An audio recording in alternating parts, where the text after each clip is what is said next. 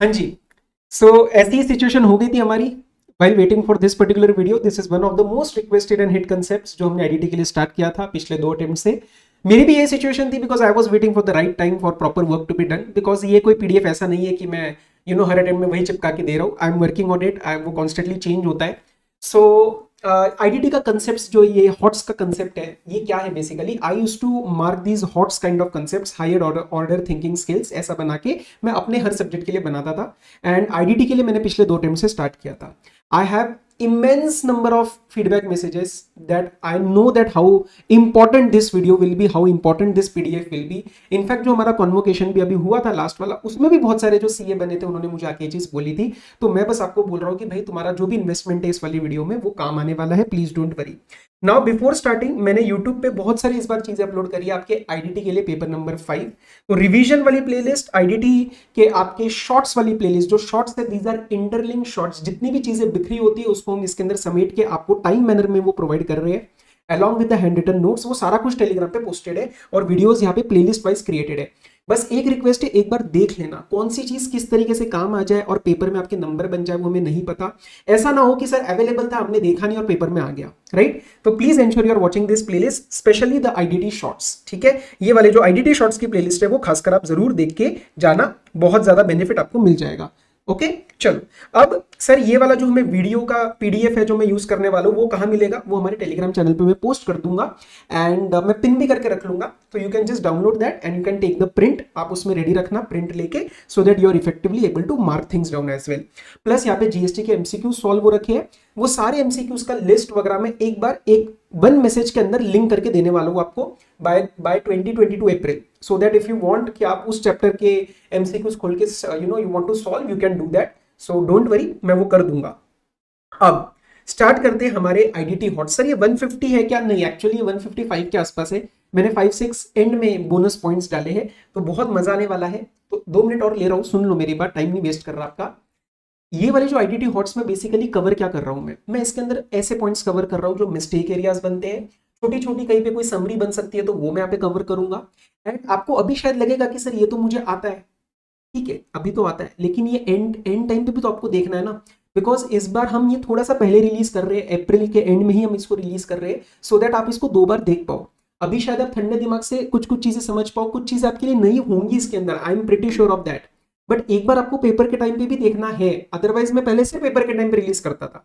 तो because you can invest time in watching this twice और thrice as your requirement, इसीलिए मैं थोड़ा सा पहले आपके सामने ये वाली वीडियो रेडी करके रख रहा हूं। ओके राइट, अब स्टार्ट करते हैं। Let's start. मैंने इसके अंदर चैप्टर वाइज डिस्कशन किया हुआ है और हाँ भाई कस्टम्स भी कवर्ड है इसके अंदर, डोंट वरी, ठीक है ना।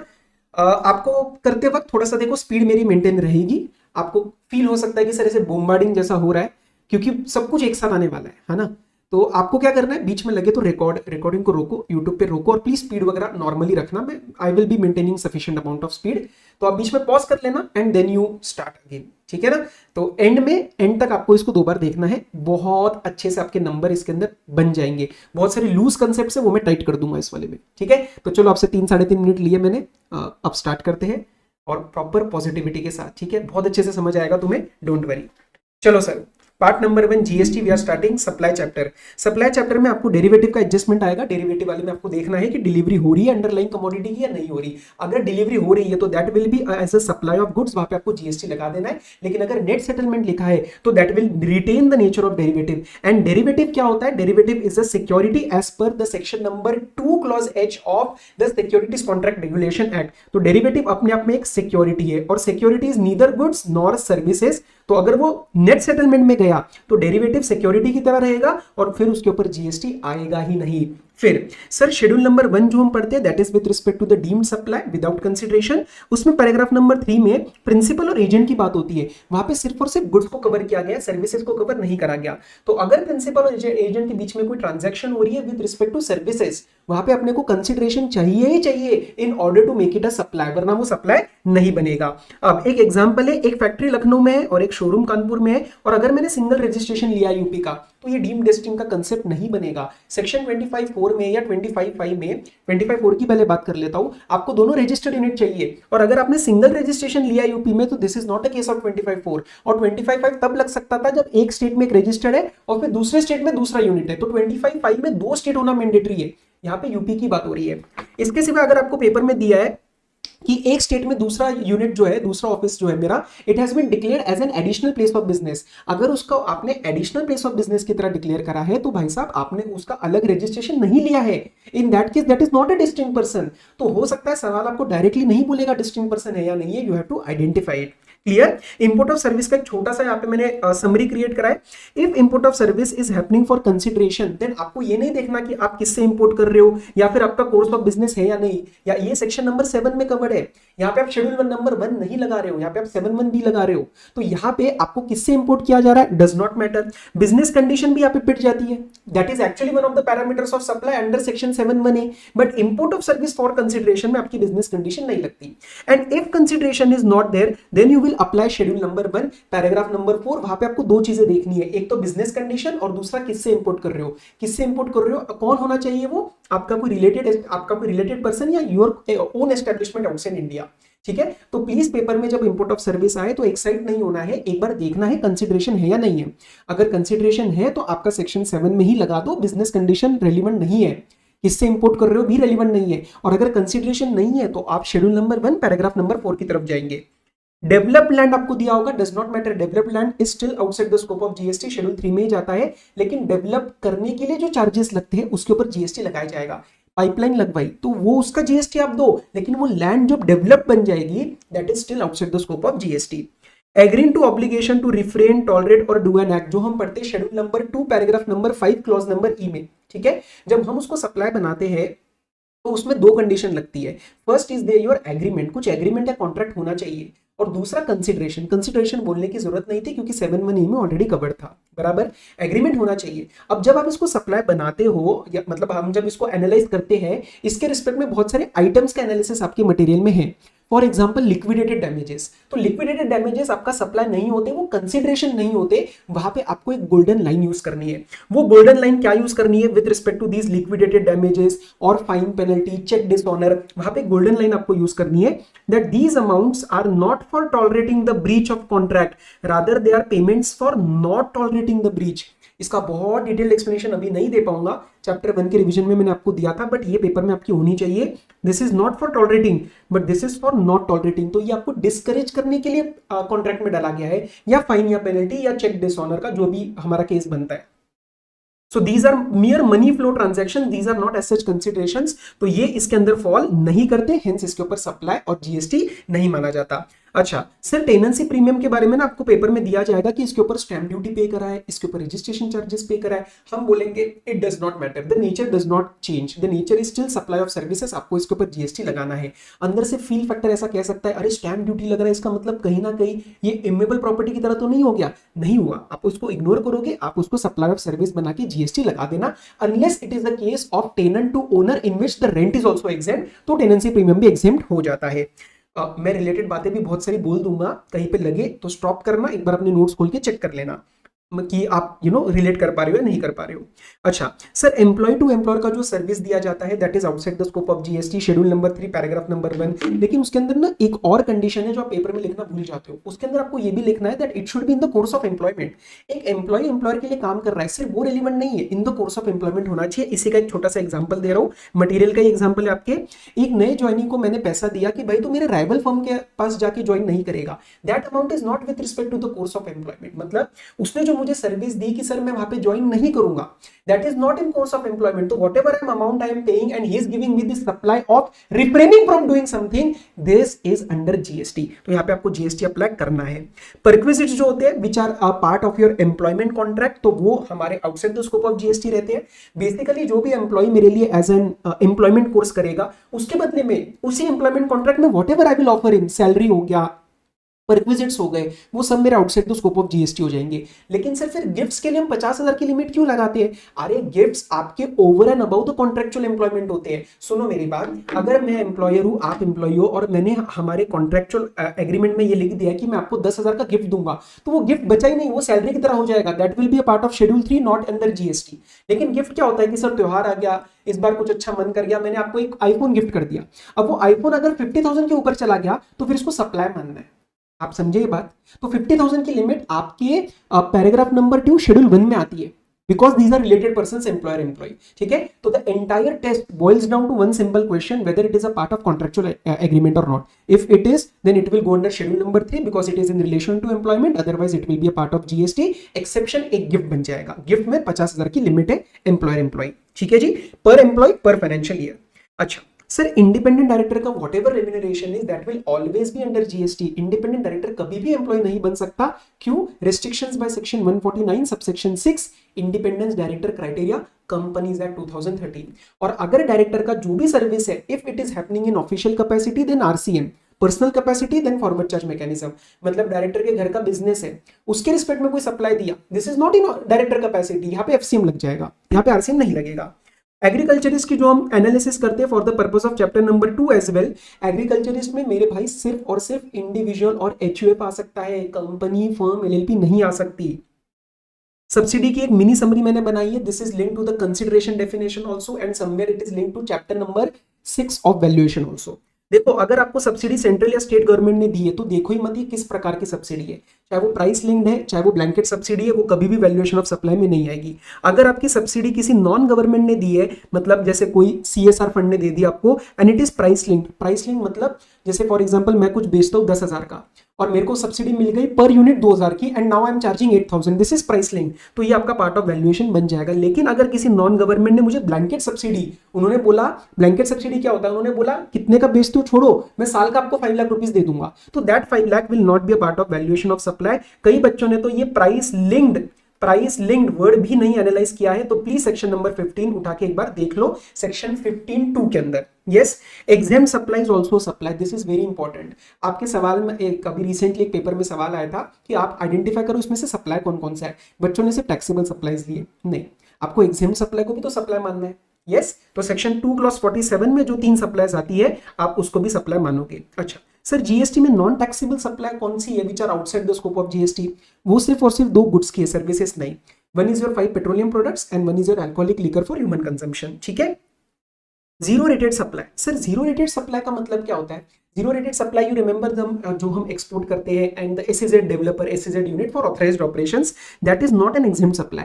सेक्शन 2 क्लॉज 47, देखो एग्जेम्प्ट सप्लाई मतलब फिक्स कर लो आप दिमाग में, सेक्शन 2 क्लॉज 47, इसके अंदर आपका जीरो रेटेड सप्लाई कवर्ड नहीं है। क्यों? क्योंकि एग्जेम्प्ट सप्लाई के रिस्पेक्ट में मुझे आईटीसी नहीं मिलता, जीरो रेटेड सप्लाई के बदले में मिलता है। जीरो रेटेड वालों को खुश करके रखना पड़ता है, ये एक्सपोर्टर लोग हैं, फॉरेन करेंसी कमाते हैं। चैप्टर नंबर 2 पे आओ। चैप्टर नंबर 2 स्टार्ट करने से पहले एक जनरल नोट याद दिला दूं। चैप्टर 2 में जब आप आरसीएम एफसीएम का एनालिसिस करते हो ना, उससे पहले आपको चैप्टर 4 का एनालिसिस करना है, वेदर समथिंग इज एग्जेम्प्ट और taxable. If something is exempt, the question of RCM FCM is not valid, it is not applicable. ठीक है जी, तो टैक्स लगेगा तो आरसीएम एफसीएम की बात हम उठाएंगे।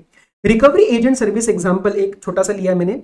रिकवरी एजेंट की सर्विस दी है to a trader of goods, will it be under FCM और आरसीएम? यहाँ पे एफसीएम लगेगा। आरसीएम वाली बात कब लगती है? जब आप बैंक फाइनेंशियल इंस्टीट्यूशन को देते हो। तो आरसीएम जब आप अगली बार रिवाइज करोगे तो सिर्फ ये नहीं चेक करना कि सप्लायर कौन है, आपको ये भी चेक करना है कि रेसिपिएंट कौन है। ठीक है जी, चलो before analysing the RCM for GTA, क्या होता है, जीटीए और ये गुड्स के बारे में देखते ही ना वी गेट एक्साइटेड कि हाँ यार इसमें आरसीएम एफसीएम नहीं, पहले ठहर जाओ, देखो कि ये जीटीए है या नहीं है। जीटीए होने की 2 कंडीशन होती है, एक services with respect to transportation of goods, not service of transportation of goods. एक services with respect to transportation of goods मतलब it is something wider, and consignment note देना चाहिए। हमेशा एग्जांपल लेता हूं, साथ वाले भैया आए मेरे, उनके पास ट्रक है, उन्होंने मेरे को service of transportation of goods दिया लेकिन कंसाइनमेंट नोट इशू नहीं किया, तो वो जीटीए नहीं है। And in general services of transportation of goods by road stands exempt under chapter number 4। GTA का इंटरलिंक नोट है, बहुत प्यारा सा, 10-15 मिनट का होगा, प्लीज चेक कर लेना। मेटल स्क्रैप अगेन, इसका भी एक आईडीटी शॉर्ट है, पर 2 चीजें यहाँ पे रिवाइज करा रहा हूँ। अनरजिस्टर्ड टू रजिस्टर्ड आरसीएम में कवर हो जाएगा, रजिस्टर्ड टू रजिस्टर्ड टीडीएस के अंदर जाएगा। अगर एक अनरजिस्टर्ड वाला बंदा कहता है कि सर मेरा तो सारा सप्लाई आरसीएम के अंदर ही जाने वाला है, तो क्या मुझे वो 23 का बेनिफिट मिलेगा? जिसके अंदर मेरी टर्नओवर कितनी भी हो, मेरे को एग्जेम्पशन लेने की जरूरत नहीं है, नहीं मिलेगा। अगर उसका टर्नओवर ऊपर गया उसके लिमिट से, then he will have to take the registration. ठीक है, ओके। चलो, आरसीएम की लायबिलिटी में सिंपल एडजस्टमेंट करना है, कैश में पे करना, आईटीसी नहीं यूज कर सकते, लेकिन जो भी पे कर रहे हो उसका साथों साथ आईटीसी लेना मत भूलना। कई बच्चे ये आईटीसी लेना भूल जाते हैं। क्यों लेना है? क्योंकि RCM liability is my inward supply, तो इसका मुझे आईटीसी मिलेगा। एक सवाल अगर पूछा गया कि sir is import of goods under RCM, answer is no. If you want to say that something is under RCM for GST, then that needs to be there in the 9.3 or 9.4. Import of goods except the online gaming money, it is not technically RCM. It is just handed over to the customs law by the way of our charging section, section number 5 of IGST. लेकिन इसका मतलब ये नहीं कि RCM के अंदर covered है। RCM जैसा इम्पैक्ट जरूर आ रहा है कि इंपोर्टर पे कर रहा है, लेकिन ये रिवर्स चार्ज मैकेनिज्म नहीं कहलाएगा under the our GST law. Okay. Renting of immovable property, property का भी एक आईडीटी शॉर्ट अवेलेबल है, प्लीज देख लेना। Renting of immovable property by government, उसके अंदर आरसीएम आपका तभी लगता है जब रेसिपिएंट रजिस्टर्ड पर्सन हो, not only a business entity. देखो एक आपने टर्म सुना होगा सब में, एडवोकेट वगैरह में, कि बिजनेस यूनिट जिसका previous year turnover is more then the registration threshold. That term and actual registration are two separate things. It is possible that my turnover is more than the registration threshold, but I am not registered because of a benefit of section 23. And it is possible that my turnover does not exceed the threshold, but I am registered maybe due to some of the clause of section number 24. तो अपने terms बड़े अच्छे से पकड़ के रखना, नहीं तो प्रॉब्लम आएगा। ओके, चलो। अच्छा, एक और चीज यहाँ पे सर, गवर्नमेंट जब रेंटिंग ऑफ इमूवेबल प्रॉपर्टी देती है, लेट्स से उसका वैल्यू साल का 2000 रुपए, तो क्या मैं वो वैल्यू बेस्ड एग्जेम्पशन क्लेम कर सकता हूँ हमारे एग्जेम्पशन चैप्टर में? Yes, you can do that. वो हो गया तो आरसीएम एफसीएम की बात उठेगी नहीं। कॉम्पोजिशन लेवी, ट्रेडर, हमारे पास 1%, 5% और 6% का रेट है, उसमें से जो ट्रेडर का रेट है वो 1% of taxable turnover in state है। एग्रीगेट टर्नओवर और टर्नओवर इन स्टेट का भी आईडीटी शॉर्ट है, प्लीज देख लेना, मैं बीच बीच में बताते जाऊंगा आपको कि क्या क्या अवेलेबल है। ओके, तो ट्रेडर्स जो पे करेंगे वो 1% ऑफ टैक्सेबल सप्लाई, लेकिन अगर ये मैन्युफैक्चरर होगा तो 1% ऑफ टर्नओवर इन स्टेट, तो ये एग्जेम्प्ट वाले पे नहीं करेगा, ये आपको बात ध्यान रखनी है। और रेस्टोरेंट वाले जो 5% पे करते हैं, that is also turnover in state. Services वाले जो वो भी 6% ऑफ टर्नओवर है, बाकी जगह ये चीज नहीं लगती। Okay, one very important point, you remember section number 10 subsection 1 composition scheme, जिसके अंदर सेकंड प्रोविसो आपको मार्जिनल सर्विसेज अलाउ करता है, पिछले साल के टर्नओवर इन स्टेट का 10% और 5 lakh whichever is higher. याद है ना? तो वो टर्नओवर आपको अलाउ करी हुई है। अब क्वेश्चन में आया, आपने लिमिट चेक करी तो वो लिमिट के अंदर है, लेकिन आप एक गलती करते हो कि उन सर्विसेज के ऊपर आप कंपोजिशन लेवी नहीं लगाते। क्यों नहीं? अरे वो भी तो टर्नओवर का पार्ट बनेगा ना। तो कई बच्चों को ऐसे होता है कि let's say for example 5 lakh का गुड्स का मेरा टर्नओवर है और 2 लाख का वो मार्जिनल सर्विस है, तो आप 5 लाख पे कंपोजिशन लेवी पे करते हो। नहीं, आपको 7 लाख पे करना है, वॉट एवर द रेट में बी, ट्रेडर, मैन्युफैक्चरर, जो भी आपका रेस्टोरेंट, जिसमें भी आप हो। ओके ना? चलो, chapter number 3 place of supply. Place of supply में अक्सर गलतियां होती है, स्ट्रक्चर्ड थिंकिंग आप नहीं करते हो। क्यों नहीं करते हो? देखो, प्लेस ऑफ सप्लाई में सबसे पहले आराम से देखो गुड्स की बात हो रही है या सर्विसेज की बात हो रही है। ओके, गुड्स की बात हो रही है तो सेक्शन 10 और 11 में दिमाग लगाओ, सर्विसेज की बात हो रही है तो सेक्शन 12 और 13 में दिमाग लगाओ। 12 और 13 को फर्दर एनालाइज करने के लिए you should be able to understand who is the recipient in my question. Recipient मतलब क्या? रेसिपिएंट मतलब who is liable to pay the consideration. ये चीजें एनालाइज कर लेना पेपर में, वरना गलतियां होंगी। सेक्शन 10(1) सीए जो बात करता है अनरजिस्टर्ड पर्सन को ओवर द काउंटर सेल की, OTC sale to unregistered person वाले में सिर्फ उसका स्टेट का नाम सफिशिएंट है मेरे इनवॉइस में, डिटेल्ड एड्रेस की जरूरत नहीं है। ठीक है, ओके। 12(7), 12(14) और 12(8) में कुछ गलतियां होती है, वो ढंग से सुन लो।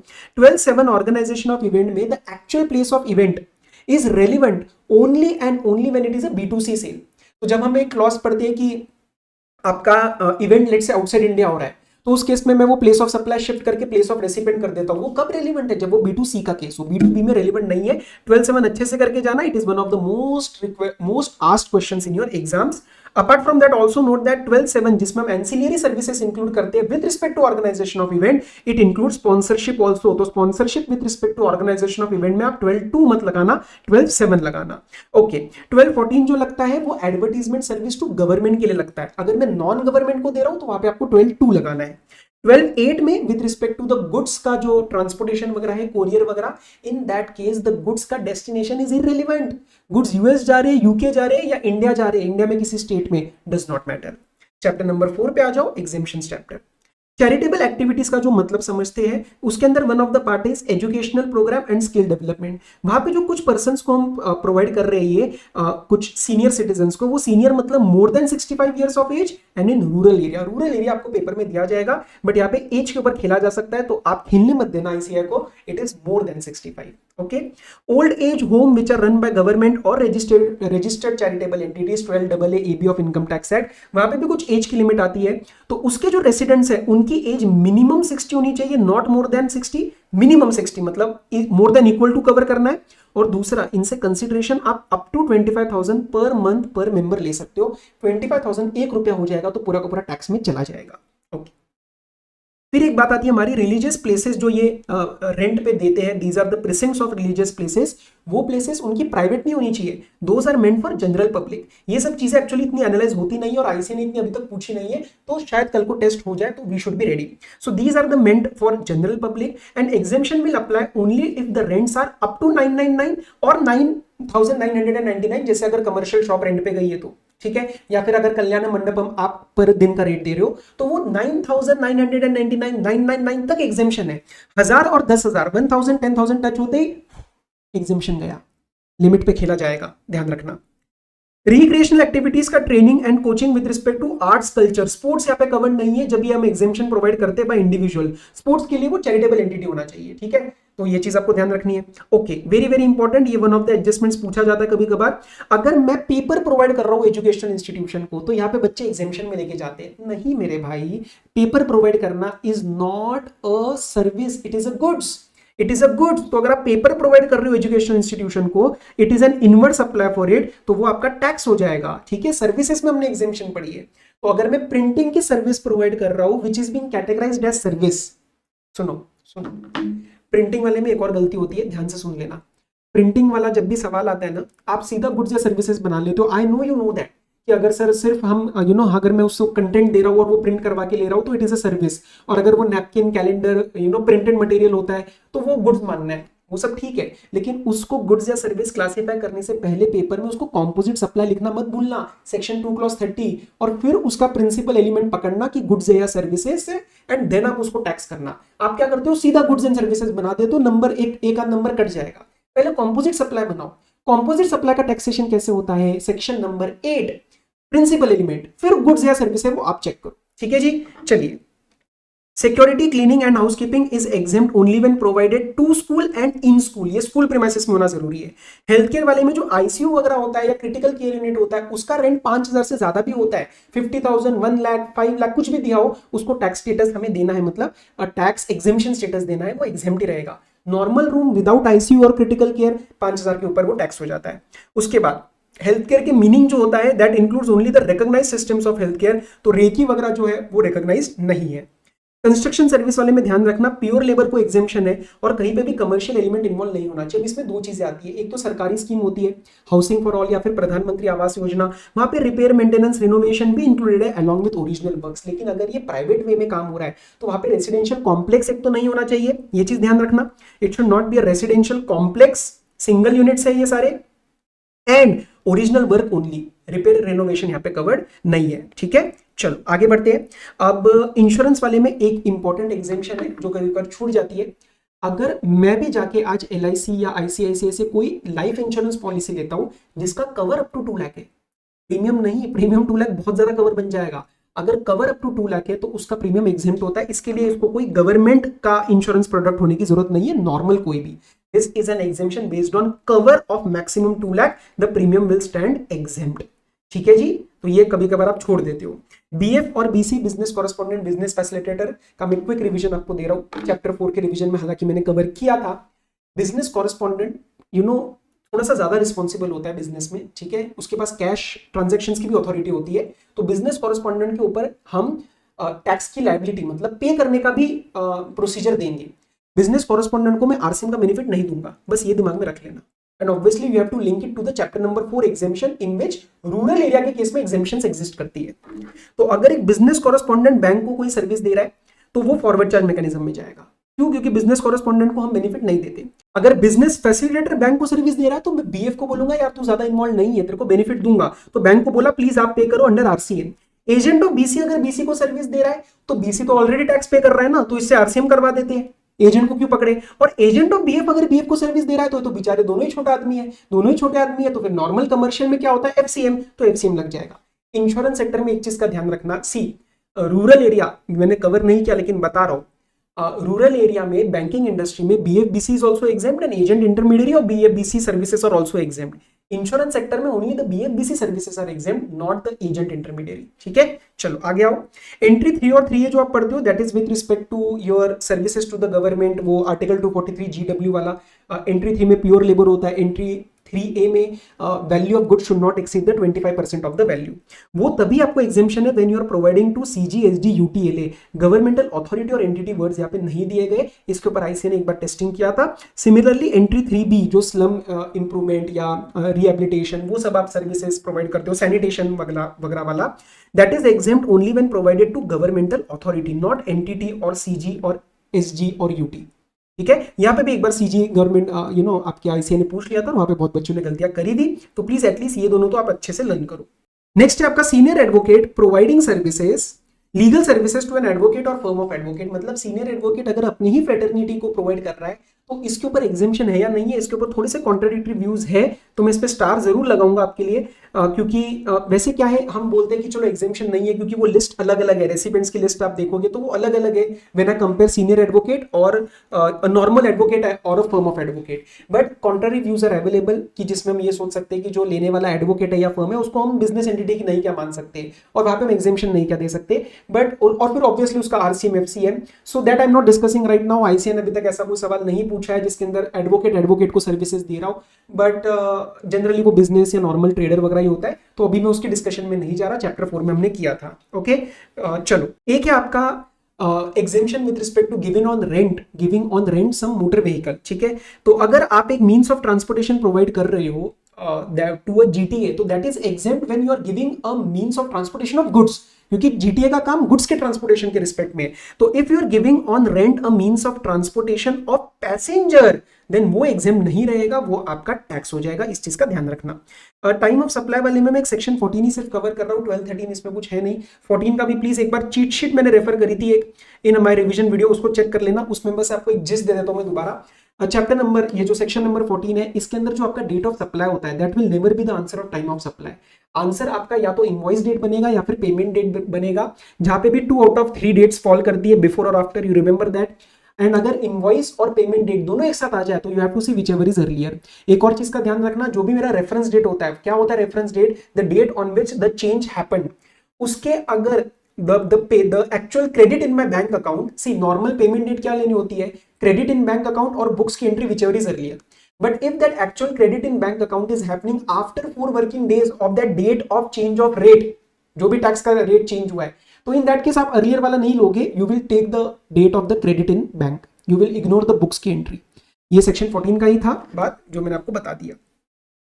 देन चैप्टर नंबर 6 वैल्यूएशन के रिस्पेक्ट में कुछ बातें देख लो।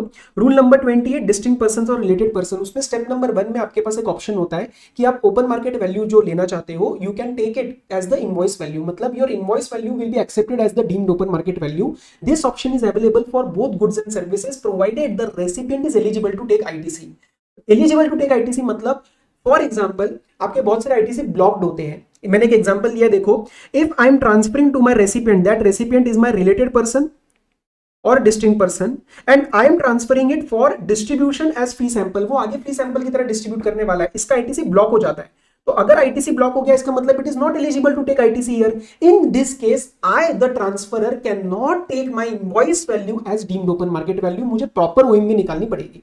और ये ऑप्शन जो होता है डीम्ड ओपन मार्केट वैल्यू का, this is available for goods as well as services. लेकिन जब हम उसके नीचे पढ़ते हैं आपको याद होगा दैट फर्स्ट प्रोविजो जो आता है कि आप एक काम करो, what ever you have transferred ना, जो भी आपने ट्रांसफर किया है अपने रेसिपिएंट को, आपका recipient similar like kind and quality का गुड्स आगे कितने में ट्रांसफर कर रहा है, आप उसका 90% ले सकते हो।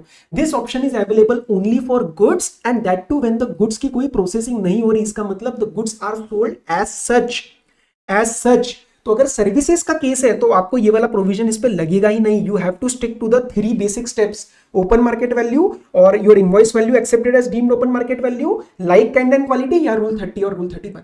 ठीक है। उसके बाद जो हम रूल 28 सब रूल 2 पढ़ते हैं कॉर्पोरेट गारंटी का, पर्सनल गारंटी पे तो ओपन मार्केट वैल्यू नील बन जाती है।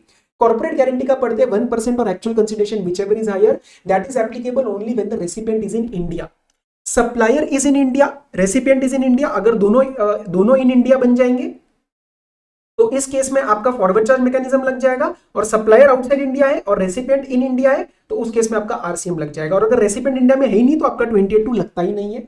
I hope you know that, clarification आई थी इस बार। Please ensure you are watching the revision video for that. Chapter number 7 ITC की कुछ बातें स्टार्ट करते हैं। One of the conditions for taking ITC pursuant to section number 16 subsection 2 read with rule 36 is that हाथ में एक valid document होना चाहिए। अगर आपके पास एक इनवॉइस आया जो कि ई इनवॉइस की तरह होना चाहिए था लेकिन उसके अंदर आईआरएन नंबर ही नहीं है तो वो वैलिड डॉक्यूमेंट नहीं होता for the purpose of taking ITC, आप उसका आईटीसी नहीं लेंगे। रूल नंबर 37 होता है दैट वी कवर 180 डेज में मुझे सप्लायर को पे करना पड़ता है। अगर मैंने पे नहीं किया for any reason whatsoever, dispute चल रहा है, कोई प्रॉब्लम चल रही है, the GST law does not care, तो उस केस में जो भी 180 डेज का पीरियड खत्म होने वाला होगा, मतलब whatever the immediate next period, उस पीरियड की जीएसटीआर 3B में आपको जीएसटी जो आपने अवेल किया उसको रिवर्स करना पड़ेगा अलोंग विद इंटरेस्ट। इंटरेस्ट कब से लगेगा? Not from the date of availment, from the date of utilisation. ये किसने बोला? रूल 88B, जाके चेक करो ना एक बार, आईडीटी शॉर्ट बनाया आपके लिए, उसी के लिए बनाया है। सारी चीजें यहां नहीं कवर करी जा सकती दोबारा, ठीक है। तो वो 180 डेज वाली कंडीशन 3 जगह नहीं लगती। एक तो रिवर्स चार्ज मैकेनिज्म में, because in that I pay the tax directly to the government. Second schedule number 1 में जिसमें कंसिडरेशन नहीं होता, और थर्ड 15(2)B में जिसके अंदर वो पार्ट वैल्यूएशन में ऐड होता है, because I have paid already on its behalf, suppliers behalf to someone else, of course I will not pay again to him. Next पे आओ, there is a time limit to avail ITC, section number 16 subsection 4 that is the 30th of November और the date of annual return whichever is earlier. अगर ये आपका ITC जो आप लेना चाहते हो ये डेबिट नोट का आईटीसी है तो डेबिट नोट की आपको डेट देखनी है, आपको उसके अंडरलाइंग इनवॉइस की नहीं देखनी। ये बात रेलिवेंट कब होएगी? इनवॉइस था 28 मार्च का, डेबिट नोट 4-5 दिन बाद 3 अप्रैल को आया, तो आपका 31 मार्च को फाइनेंशियल ईयर एंड हो चुका है, तो 30 नवंबर उसी साल का आ जाएगा। लेकिन जो डेबिट नोट है वो अप्रैल में है, तो अप्रैल टू मार्च नया फाइनेंशियल ईयर स्टार्ट होगा, ठीक है। 31 मार्च के बाद नया फाइनेंशियल ईयर स्टार्ट होता है। ओके, रूल नंबर 42 के रिस्पेक्ट में बस एक बात आपको याद दिला रहा हूं, रूल 42 की जो एडजस्टमेंट करनी पड़ती है इनटू ई अपॉन टीटी, 5% वाली तो वो जनरली पूछते ही नहीं है नॉन बिजनेस वाली, बट जो एग्जाम्प्ट वाली आपको करनी पड़ती है उसके लिए सवाल आपको अलग से आके नहीं बताएगा।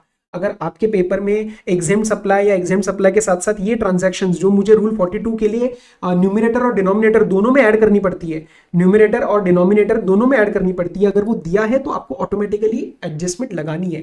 क्या क्या मुझे एडिशनली लेना होता है? आरसीएम के सप्लाईज, सिक्योरिटीज के ट्रांजेक्शन जिसमें 1% ऑफ सेल वैल्यू लेना है, land and building circle rate, building कौन सा वाला होगा which is not a supply, अगर ऑलरेडी अंडर कंस्ट्रक्शन है तो वो सप्लाई ऑफ सर्विस बन जाता है, यहाँ पे नहीं आएगा। और last sale of warehouse goods before clearance of home consumption, ये वैसे तो शेड्यूल 3 में कवर होता है बट स्टिल मुझे यहाँ पे उसको एग्जाम सप्लाई में लेना पड़ता है। और जो भी ड्यूटी फ्री शॉप्स की वैल्यू होती है इंटरनेशनल एयरपोर्ट्स की, वही वैल्यू मुझे लेनी होती है। सवाल आपको ये चीज बताएगा। इंटरेस्ट इनकम आपको न्यूमरेटर से हटा देनी है but not if you are a bank और financial institution. But sir bank और फाइनेंशियल इंस्टीट्यूशन और ये एनबीएफसीज, इनके लिए एक स्पेशल ऑप्शन अवेलेबल होता है कि ये अपने कॉमन क्रेडिट का 50% क्लेम कर सकते हैं। सिर्फ कॉमन क्रेडिट का ही क्लेम करना 50%। सी, अगर एक बैंक के पास कोई इनवर्ट सप्लाई आ रहा है which is used for exclusively taxable तो उसका पूरा क्रेडिट लो, कोई ब्लॉक्ड है तो उसको पूरा मना करो, लेकिन कुछ कॉमन क्रेडिट है तो आप उसका 50% ले सकते हो। और एक बार ये ऑप्शन लिया तो पूरे फाइनेंशियल ईयर तक आपका ये कंटिन्यू करना है, आप बीच में हट नहीं सकते। एक और चीज यहाँ पे बस आपको ध्यान रखनी है, अगर ये आपका कॉमन क्रेडिट आ रहा है किसी अपने खुद के एंटिटी रजिस्टर से, मतलब डिस्टिंक्ट पर्सन से आ रहा है, कोई और ब्रांच से आ रहा है सेम पैन के अंदर, तो इन दैट केस 100% ले लेना, 50% रिस्ट्रिक्ट नहीं करेंगे। पेपर पे के लिए बात याद रखने वाली ये है कि आप 50% जो एडजस्टमेंट लगाओगे वो सिर्फ कॉमन क्रेडिट पे लगाना, whatever else is exclusively available और नॉट अवेलेबल वहां पे 50% नहीं लगेगा। मोटर व्हीकल एक वर्ड यूज करते हैं for the purpose of block credit, उसमें 3 चीजें नहीं आती। एक फिक्स्ड रेल पे जो चीज चलती है, रेलवे, वो जो हमारे डब्बे वगैरह होते हैं रेलवे वाले। Special purpose vehicle in factories, मतलब अगर आप कोई छोटा व्हीकल टाइप बना रहे हो जो सिर्फ फैक्ट्री में ही चलने वाला है, उसके अंदर आप मे भी सामान वगैरह इधर उधर लेके जाओगे, whatever it is. And less than 4 wheel वाला कोई व्हीकल जिसकी engine capacity up to 25 CC हो, तो वो मोटर व्हीकल बनेगा ही नहीं, तो उसका आईटीसी ब्लॉक होएगा ही नहीं। If any expenses debited in PNL, इसका मतलब वो कंस्ट्रक्शन नहीं है, वो कंस्ट्रक्शन नहीं है, तो उसको 17(5)(c) के अंदर आपको नहीं लेके जाना, ठीक है। ओके, पाइपलाइंस अगर फैक्ट्री के अंदर है तो उसका आईटीसी अलाउ किया जाता है, बिकॉज जो पाइपलाइन आउटसाइड होती है जो आपकी पाइपलाइन आउटसाइड द फैक्ट्री होती है या और कोई सिविल स्ट्रक्चर वगैरह होता है तो that is not covered in plant and machinery definition. और सफारी रिट्रीट्स का केस देख के जाना, बहुत इंपॉर्टेंट था लिटिगेशन में, उसमें फिर से कुछ चेंजेस आए हैं, लेकिन आपके अटेम्प्ट के लिए आपको सफारी रिट्रीट अच्छे से देख के जाना है, in which there is a differentiation highlighted between 17.5C and 17.5D। 17.5C में plant and machinery word use करा गया है और 17.5D में प्लांट और मशीनरी वर्ड यूज करा गया। इसी के ऊपर पूरा खेल था लिटिगेशन का, आप प्लीज एक बार वो देख के जाना। नेक्स्ट पे चलते हैं, taxes paid in case of orders of 74, 129, 130, उसका आईटीसी रेसिपिएंट को नहीं मिलता, 73 वाले का मिल जाता है जो नॉन फ्रॉड केसेस होते हैं। हालांकि बता दूं आपको 129 और 130 के कोई ऑर्डर्स के अंदर ऑर्डर ऑफ पेनल्टी वगैरह नहीं होता है, उसमें कोई टैक्स पेमेंट नहीं होती है, बट ठीक है मैं उसके ज्यादा डिटेल में अभी नहीं जाऊंगा, आप लर्न करने के लिए तीनों लर्न कर लो। मेन आपको 74 ध्यान रखना है कि फ्रॉड के अंदर जो आप टैक्स पे करोगे उसका what ever the recipient is उसको आईटीसी नहीं मिलेगा। सेक्शन 18 जो स्पेशल क्रेडिट के बारे में बात करता है, एग्जिस्टिंग इनपुट्स के ऊपर आपको आईटीसी मिलता है, लेकिन अगर आपका वो वाला केस है कि your exempt supply became taxable और you came into regular scheme from composition scheme, उन दोनों केसेस के अंदर आपको एग्जिस्टिंग कैपिटल गुड्स का भी आईटीसी मिल जाएगा, बट वो 5% का डिडक्शन वगैरह आपको करना पड़ेगा। जो भी इनपुट्स आप ले रहे हो, कैपिटल गुड्स ले रहे हो, वो 1 साल से पुराने नहीं होने चाहिए उसकी invoice value, invoice date. Next बात करते हैं, यू रिमेंबर दैट अगर मैं कोई कैपिटल गुड प्लांट मशीनरी को सेल कर देता हूं और बीच में during the life of that particular asset, then I need to pay the tax higher of whatever the GST is on the actual supply value or whatever ITC I took minus 5% का जो मैं adjustment करता हूँ। लेकिन अगर मैं mould, dice, jigs, fixtures का scrap cell कर रहा हूँ तो उस केस में मेरे पास ऑप्शन है कि मैं वो 5% वाला अमाउंट ना कंपेयर करूं, मतलब आईटीसी माइनस 5% वाला अमाउंट ना कंपेयर करूं, I can directly pay the tax on what ever it is on the transaction value. क्यों? क्योंकि जब स्क्रैप सेल होता है तो ट्रांजेक्शन वैल्यू काफी कम होती है, अगर मैं उसको कंपेयर करूंगा तो हमेशा हायर ही आईटीसी माइनस 5% वाली ही निकलेगी पर क्वार्टर का जो एडजस्टमेंट करते हैं। तो इस केस में मुझे ऑप्शन है कि मैं ट्रांजेक्शन वैल्यू पे what ever amount is I will pay. फिर एक बात करते हैं change in constitution of registered person. इसके अंदर जो आपका आईटीसी ट्रांसफर होता है, जैसे डीमर्जर हो गया, एमलगमेशन हो गया, वॉट एवर द केस में भी, आईटीसी ट्रांसफर करने के लिए one important condition is that liability का ट्रांसफर होना चाहिए, जो आपका प्रैक्टिसिंग सीए कॉस्ट अकाउंटेंट भी सर्टिफाई करके देता है। अब इसके बारे में 2 चीजें याद रखनी है आपको। मैं let's say for example demerger की बात हो रही है और any other scheme in which partial assets partial transfer is being done, तो आईटीसी भी पार्शियल ट्रांसफर होएगा। कितना ट्रांसफर होएगा? असेट्स के वैल्यू का रेशियो आपको लेना पड़ता है कि जैसे 100 रुपए के असेट्स है, 40 रुपए के असेट्स गए तो मेरा आईटीसी भी 40% जाएगा। अब जब ये 40% आईटीसी जाएगा तो इंडिविजुअल हेड्स में कितना कितना जाएगा? भाई आईटीसी तो डिवाइडेड है ना, सीजीएसटी, एसजीएसटी, आईजीएसटी, यूटीजीएसटी में, तो इंडिविजुअली कितने हेड्स जाएंगे आप डिसाइड करो। लॉ कहता है दैट यू डिसाइड, बस टोटल मैच होना चाहिए कि टोटल आईटीसी जो आप ट्रांसफर कर रहे हो, इंटरनल हेड्स आप खुद डिसाइड करो, टोटल आईटीसी आपका 40% से ज्यादा नहीं ट्रांसफर होना चाहिए। तो if I have 10 lakh rupees ITC, 40% निकल गया मेरा रेशियो, तो मैं 10 लाख का 40% 4 लाख रुपीज ट्रांसफर करूंगा। अब वो इंटरनली सीजीएसटी कितना, एसजीएसटी कितना, वो हेडेक आपकी है, वो आप डिसाइड कर लेना। उसके बाद स्टेट वाइज ट्रांसफर होएगा, ऑब्वियसली ऑल इंडिया बेसिस पे नहीं होएगा। क्यों? लॉजिक सी बात है यार, हमारा जो भी जीएसटी का रजिस्ट्रेशन है वो स्टेट वाइज है ना, तो एक जीएसटी के अगेंस्ट ये सारी ट्रांसफर होने वाली है।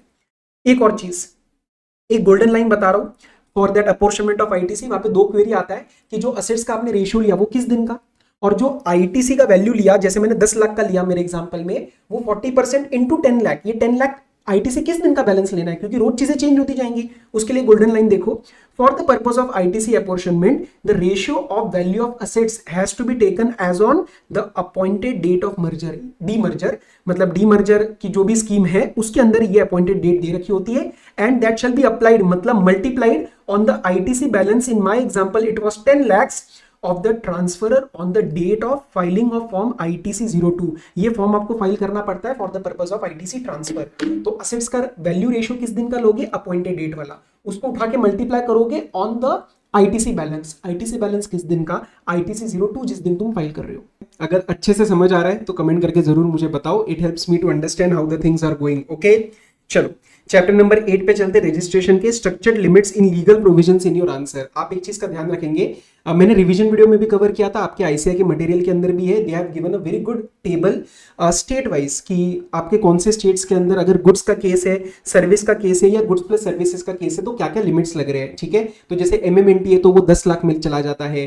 फिर आपके ई स्टैम्प उत्तराखंड जैसे हमने वो लर्न किया था कोड वर्ड, तो उसके अंदर आपका क्या है, आपको 40 लाख का बेनिफिट नहीं देते, वो नोटिफिकेशन का बेनिफिट नहीं देते, और बैलेंस वाले में आपको नोटिफिकेशन का बेनिफिट मिल जाता है। तो whenever you get any particular question, उसके अंदर एक स्टेट दिया होगा मैं आपको ये एडवाइस करूंगा कि उस स्टेट के हिसाब से लीगल प्रोविजंस में आप इनकी लिमिट्स क्लियरली लिख देना कि अगर सिर्फ गुड्स है तो क्या केस है, मतलब क्या लिमिट है, सर्विस है तो क्या लिमिट है, और गुड्स प्लस सर्विस है तो क्या लिमिट है। This will help you to identify clearly कि मेरा जो भी आगे क्वेश्चन पूछा गया है मैं उसको यहाँ पे फटाफट से कैटेगराइज कर पा रहा हूं, and this will show to the examiner that you know your limits well with respect to that state in question. ठीक है, तो जैसे जो हमें 40 लाख का भी बेनिफिट मिलता है ना, वो सिर्फ एक्सक्लूसिव गुड्स के केस में मिलता है। अगर आप सर्विसेज या गुड्स प्लस सर्विसेज करते हो तो उसमें आपको 40 लाख का बेनिफिट नहीं मिलेगा, आपको फिर 20 लाख वाला बेनिफिट मिलता है। क्लियर? और एमएमएनटी वाले जो होते हैं वो 10 लाख वाले होते हैं। ओके, सो 10 लाख का बेनिफिट, ठीक है, दिस वन इज क्लियर ना। ये आप एक बार प्लीज टेबल चेक कर लेना, मटेरियल में भी है, मेरे रिवीजन वीडियो में भी है, आई एम श्योर आपने कहीं और से पढ़ा होगा तो उसमें भी होगा। चलो, 10 लाख का बेनिफिट जो 4 जगह मिलता है, नॉट अ बेनिफिट, लिमिट जो थ्रेशोल्ड की होती है, that is MMNT for Manipur, Mizoram, Nagaland and Tripura. इसके लिए एक चीज ध्यान रखना, ये 10 लाख की लिमिट तब करेगा जब आप इन जगहों से, इन चारों जगहों से you are making some taxable supply, क्योंकि सेक्शन नंबर 22 की वर्डिंग्स ये कहती है from where a taxable supply is being made. अगर इन जगहों से मैं कोई टैक्सेबल सप्लाई नहीं कर रहा या मैं कोई सप्लाई ऑफ जीएसटी नहीं कर रहा तो वो मेरी लिमिट 10 लाख की नहीं लगेगी, फिर 20 या 40 की लगेगी। ओके, तो अगर यहां से आप एग्जेम्प्ट या नॉन टैक्सेबल सप्लाई करते हो तो 20 या 40 लाख की लिमिट लगेगी, 10 लाख की लिमिट नहीं लगेगी। Okay, out of the table that I was referring, ये दो बहुत ही इंपॉर्टेंट है स्टेट्स के बारे में जानना, उसके पीछे एक रीजन भी है, मैं बताता हूं। पुडुचेरी एंड तेलंगाना, ये किसी भी महीने में स्पेशल कैटेगरी स्टेट्स नहीं है, ये कॉन्स्टिट्यूशन के सबसे भी स्पेशल कैटेगरी स्टेट्स नहीं है, लेकिन इन दोनों स्टेट्स ने हाथ खड़े कर दिए, उन्होंने बोला हम नोटिफिकेशन का बेनिफिट नहीं देंगे, we will not give 40 lakh benefit for intra goods, we will give you 20 lakh only. ये मिडिल वाले टेबल में आते हैं उस पर्टिकुलर में, तो ये दोनों कहीं से भी आपको याद नहीं आएगा कि सर ये स्पेशल कैटेगरी है लेकिन 40 लाख का इनको बेनिफिट नहीं देना। और जम्मू एंड कश्मीर, आसाम और हिमाचल, ये कॉन्स्टिट्यूशन की सबसे स्पेशल कैटेगरी स्टेट्स है, लेकिन ये फिर भी अपने साइड से आपको 40 लाख का लिमिट का बेनिफिट देते हैं if it is a case of intra goods, not goods plus services और सर्विसेज। तो ये 5 स्टेट्स के लिए आपको थोड़ा सा स्पेशल ध्यान रखना है, पेपर में आया तो गलती होने के चांस है। Okay, one important condition is that Aadhaar authentication करे बिना आपको रिफंड नहीं मिलेगा चैप्टर नंबर 15 में, चाहे आपका वो RFD 01 वाला रिफंड हो, चाहे आपका शिपिंग बिल जो आपका रिफंड एप्लीकेशन ट्रीट किया जाता है in case of payment of IGST, चाहे वो वाला केस हो, may be it can be asked in some MCQ, so ensure that you mark this condition well. Okay, handmade goods का हम एक एग्जेम्पशन पढ़ते हैं सेक्शन नंबर 23 में, हम बेनिफिट देते हैं 10 लाख 20 लाख वाला, बराबर। तो उसमें जो हैंडमेड गुड्स है ना, वो 100% हैंडमेड ना हो तो चलेगा, some machinery use is allowed, but paper में एक बार सवाल आया था half machinery and half handmade, तो वो आपका हैंडमेड नहीं माना जाएगा, उसमें आपको बेनिफिट नहीं मिलेगा।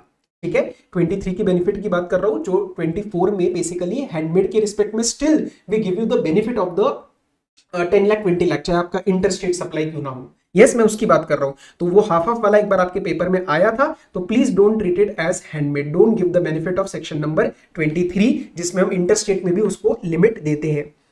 रिवोकेशन ऑफ कैंसिलेशन को अप्लाई करने के लिए लिमिट थोड़ा सा आपको ध्यान रखना है, बीच में टेस्ट किया था 90 डेज और एक्सटेंशन 180 डेज तक का मिल सकता है, please pay attention for this time limits. Okay, time limits का मैं एक अलग वीडियो बनाने की कोशिश करूंगा, कमिट नहीं कर रहा भाई, लेकिन I will try, otherwise important once I am covering here itself. Section 59, section number serial number 59 section number 24 से लिंक्ड एक पॉइंट है, मैंडेटरी रजिस्ट्रेशन। देखो, ओइडर की सर्विस है, सप्लायर आउटसाइड इंडिया है, रेसिपिएंट इन इंडिया अगर नॉन टैक्सेबल ऑनलाइन रेसिपिएंट है, non taxable online recipient मतलब अनरजिस्टर्ड, तो उस केस में हम उसको RCM नहीं बोल सकते।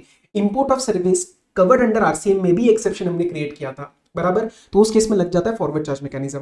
लेकिन अगर ये ओइडर का सप्लायर जो आउटसाइड इंडिया है and recipient in India is a registered person, तो उस केस में आपका RCM लगता है, फिर वहां पे मैंडेटरी रजिस्ट्रेशन फॉर सप्लायर नहीं लगता। NTOR रेसिपिएंट हो तो उस केस में सेक्शन 24 का मैंडेटरी रजिस्ट्रेशन लगता है, they have to come into India और they need to have some representative in India. But अगर यही मैं बात करूं ऑनलाइन मनी गेमिंग की, उस केस में अगर सप्लायर इन टैक्सेबल टेरिटरी है एंड रेसिपिएंट इन इंडिया चाहे रजिस्टर्ड है या अनरजिस्टर्ड है, does not matter, section number 24 applies, forward charge mechanism mandatory registration will apply. Sir ये भेदभाव क्यों? अरे बाबा, ओइडर सर्विस है तो इंपोर्ट ऑफ सर्विस का प्रोविजन के साथ पढ़ना पड़ता है। Online money gaming, this is a good, this is an intangible good, all actionable claims are goods. तो यहां पे आपको इसका स्टेटस देखने की जरूरत नहीं है before applying section number 24 mandatory registration and consequential forward charge mechanism. समझ में आया? और जब भी ये फॉरवर्ड चार्ज मैकेनिज्म में आते हैं, ये इंडिया के अंदर स्टेट वाइज रजिस्ट्रेशन नहीं लेते, ये सिंप्लीफाइड रजिस्ट्रेशन स्कीम के अंदर सिंगल रजिस्ट्रेशन लेते हैं। क्लियर? चलो नेक्स्ट चैप्टर है आपका tax invoice, debit note, credit note. ध्यान रखना there are some exemptions for e invoicing, बराबर 5 करोड़ के ऊपर जो टर्नओवर होती है उसके कुछ एग्जेम्पशंस होती है। One of them is SEZ unit, not SEZ developer. अब एक चीज, जैसे फॉर एग्जांपल एक कंपनी है, इसके 2 यूनिट्स है, एक नॉर्मल डोमेस्टिक टेरिफ एरिया में एक यूनिट है और एक एसईजेड में यूनिट है। इस एसईजेड यूनिट का जो भी टर्नओवर है उसको हम एग्रीगेट टर्नओवर के अंदर इंक्लूड करेंगे for the purpose of checking whether e invoicing provisions are applicable और not. If the answer comes out to be affirmative कि ई इनवॉइसिंग इज एप्लीकेबल, तो ये एसईजेड यूनिट को स्टिल कंप्लाई नहीं करना, तो एसईजेड का टर्नओवर एग्रीगेट टर्नओवर में गिना जाएगा for the purpose of analysing whether e invoicing is applicable और नॉट, लेकिन वो खुद कभी कंप्लाई नहीं करेगा। अगर आंसर ये आया तो उसका दूसरा वाला यूनिट कंप्लाई करेगा। एक और चीज, जो भी हमने एग्जेम्पशंस की लिस्ट पढ़ते हैं, एसईजेड यूनिट हो गया, मल्टीप्लेक्स वाले वो हो गए, व्हाटएवर गवर्नमेंट वाले हो गए, in that case those are exempt from e-invoicing with respect to all the supplies। तो जब मैं एग्जेम्पशन बताता हूं वहां पे भी we say that these people are exempt, फिर उनकी चाहे कोई भी सप्लाई हो, ऐसा नहीं है कि उनकी जैसे बैंक कवर्ड है तो सिर्फ बैंकिंग सर्विसेज एग्जेम्प्ट नहीं है, everything that they give is exempt from invoicing. Okay, और उनको वो अपना इनवॉइस के अंदर डिस्क्लोजर भी देना पड़ता है कि हमारा टर्नओवर ऊपर है but we are exempt. Okay, now pay attention, ये अभी रिसेंटली पूछा गया था with respect to the dynamic QR code. अगर B2C सर्विस दी जा रही है to a person outside India and place of supplies in India and the forex payment is happening, तो उस केस में आप डायनेमिक क्यूआर ना दो तो भी चलेगा। क्या करोगे, देखिए वो आपका डायनेमिक क्यूआर कोड से स्कैन तो करने नहीं वाला है because he is person outside India paying in forex, तो उस केस में ना दो तो चलेगा। ये अभी रिसेंटली पूछा गया था आपके पेपर के अंदर।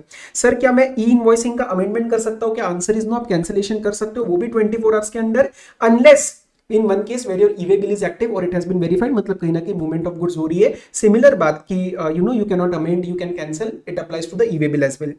Okay, सेल्फ इनवॉइसिंग, ये जो हम टैक्स इनवॉइस का चैप्टर पढ़ते हैं उसमें 2 कंसेप्ट्स आते हैं, सेल्फ इनवॉइसिंग और payment voucher. Self invoicing is applicable in case the supplier from whom you are receiving supplies are under RCM and that person is unregistered, तो वो कोई भी आपको इनवॉइस वगैरह इशू नहीं कर रहा है, तो फिर आप किसके बेसिस पे आईटीसी लोगे? क्योंकि सेक्शन नंबर 16 सबसेक्शन 2 आपको बोलता है रेड विद रूल नंबर 36 की हाथ में डॉक्यूमेंट होना चाहिए, तो वहां पे कंसेप्ट आता है सेल्फ इनवॉइसिंग का, section 31 subsection 3 clause number F। ठीक है, और पेमेंट वाउचर क्या होता है? जब भी आप आरसीएम का कोई भी सप्लाई रिसीव करते हो एंड आप चाहे रजिस्टर से रिसीव करो या चाहे आप अनरजिस्टर्ड से रिसीव करो, in both of the cases these RCM supplies when you are receiving the payment voucher will be issued to that particular supplier whenever you are making payment to him, and obviously you are going to pay the value of the supply, the GST will be paid to the government। ठीक है, तो ये may be true and false 1 marker कहीं पे आ सकता है। Okay, understand one thing, 2 शब्द है जो आप बहुत गलत तरीके से यूज करते हो कभी कभार। डेबिट नोट क्रेडिट नोट में जैसे एक टाइम लिमिट होती है with respect to a credit note, so sometimes students write that there is a time limit to issue a credit note. नहीं, there is no time limit to issue credit note, there is a time limit to declare a credit note in your return. समझ में आया? Issue कभी भी करो, declaration का time limit है, अगर वो डिक्लेरेशन का टाइम लिमिट पार हो जाए तो आप क्या इशू करोगे? Commercial credit note. It was a big surprise for me when many students I had asked this in an MCQ in my Telegram channel. So students asked me what is the meaning of commercial credit note? Guys, आपके material का part है ये, ठीक है, तो material में जो है वो तुम्हें पता होना चाहिए, बराबर। कमर्शियल क्रेडिट नोट होता है अ credit note without the impact of GST, तो मैं अपनी लायबिलिटी कम नहीं करूंगा, सामने वाला रेसिपेंट अपना आईटीसी कम नहीं करेगा, इस क्रेडिट नोट को बोलेंगे कमर्शियल क्रेडिट नोट। एमसीक्यू में 2 नंबर का ये सवाल आया था, इजी सवाल है लेकिन पता ही नहीं होगा तो आंसर कैसे करेंगे? ठीक है, चलो नेक्स्ट है रिकॉर्ड्स और ई-वे बिल। ई-वे बिल में जो आपकी कंसाइनमेंट वैल्यू होती है वो आपका वैल्यू प्लस जीएसटी लेना है। Obviously we are not going to include exempt supply, सिर्फ टैक्सेबल सप्लाई की बात करनी है। 2 केसेस के अंदर आपका ई-वे बिल मैंडेटरी होता है, चाहे 1 रुपया का कंसाइनमेंट वैल्यू क्यों ना हो। पहला, interstate transfer by principal to job worker, and second, interstate transfer of handicraft goods by person who is exempt from registration linked with section number 23। ये हम वहां पे भी पढ़ते हैं, तो इसको अच्छे से समझ लेना। इन दोनों केसेस में कंसाइनमेंट वैल्यू चेक करने की जरूरत ना है। कॉन्सोलिडेटेड ई-वे बिल जिसमें EWB 02 जाता है वो ऑप्शनल है, वो मैंडेटरी नहीं है, और ई-वे बिल 02 फाइल करके जो आप कॉन्सोलिडेटेड ई-वे बिल बनाते हो उसकी खुद की वैलिडिटी नहीं होती, जो इंटरनल ई-वे बिल्स उसके अंदर इन्वॉल्व है उसी की वैलिडिटी रहती है। This is just for a convenience sake, बराबर। चलो एक बहुत इंपॉर्टेंट बात बता रहा हूं, कई बच्चों को यहाँ पे क्वेरी आया था मुझे कैलकुलेशन चेक करने के लिए। देखो ई-वे बिल का वैलिडिटी तो आप सही निकाल लेते हो, 200 किलोमीटर 20 किलोमीटर डिपेंडिंग कौन सा मोड है, दैट इज फाइन, लेकिन कैलकुलेशन में गलती कर रहे हो। सुनो, अगर एक एग्जांपल 14 मार्च को रात को 12:04, मतलब ये 13 की रात है, ये 13 का नाइट है। 13 नाइट को अगर मोबाइल पे देखोगे 11:59 मतलब 23:59, तो 12 बजे क्या हो जाएगा 14 मार्च, तो मैं उसके 4 मिनट बाद की बात कर रहा हूं टेक्निकली। अब आपको क्या देखना है, 14 को ये जनरेट हुआ, एक दिन कब होगा 15 की रात, 14 का एक दिन सीधा सीधा बढ़ा दो, just increase one day, it will be 15 की रात, 15-16 की मिडनाइट, मतलब जब 15 की रात को 23:59 होगा और यहां पे 12 बज जाएंगे, तो this will be the end of first day. आपको समझ में आया? सिमिलरली अगर मैं 14 मार्च को ही रात को 23:58 और आई कैन से 11:58 पीएम को अगर ईवे बिल जनरेट कर रहा हूं, इसका भी फर्स्ट डे एक्सपायर होने वाला है सेम 12 मिडनाइट ऑफ 15-16। क्यों? क्योंकि सर इस 14 मार्च को जब आपने 2 मिनट रुक गए अगर आप, तो टेक्निकली 15 होने वाला है, तो एक दिन तो बदल ही गया ना। तो ऐसे वे में प्रैक्टिकली हमें ये दिमाग लगाना चाहिए, डाउट आता है ये प्रैक्टिकल समझने के लिए, तो practically this will be very beneficial if you just wait for 3 minutes. If you wait for 3 minutes, this date will be 15 March and then first day will end on 16 midnight जब 17th हो रहा होगा। I hope now you are able to get it. E way bill के कुछ exemptions है जहां पे e-way bill required नहीं है, उसमें इमिटेशन ज्वेलरी और डीओएल केक के केस में आपको ईवे बिल रिक्वायर्ड अभी भी है। एक ये सवाल आता है, this is with respect to the records, this is with respect to the records. अब मैंने उसका सेक्शन नंबर 35 बहुत ही एक अच्छे कंसाइज मैनर में रिवीजन में कवर किया था, उसी का एक पॉइंट यहाँ पे रेफर कर रहा हूं क्योंकि पेपर में एक बार स्पेसिफिक आया था कि स्टॉक एंड टैक्स डिटेल्स किसको मेंटेन करने की जरूरत नहीं है, कॉम्पोजिशन वाले को, क्योंकि कॉम्पोजिशन वाले का वैसे भी आईटीसी और जीएसटी से कोई वास्ता नहीं होता, he just pays a composition levy from his own pocket, तो this do not need to be maintain. Records कितने टाइम तक मेंटेन करने हैं, 72 months from the due date of annual return, unless you are under investigation और some proceeding, in that case this 72 months और 1 year whichever is later, 1 year from the final disposal. Okay ji, चलो chapter number 11 payment of tax.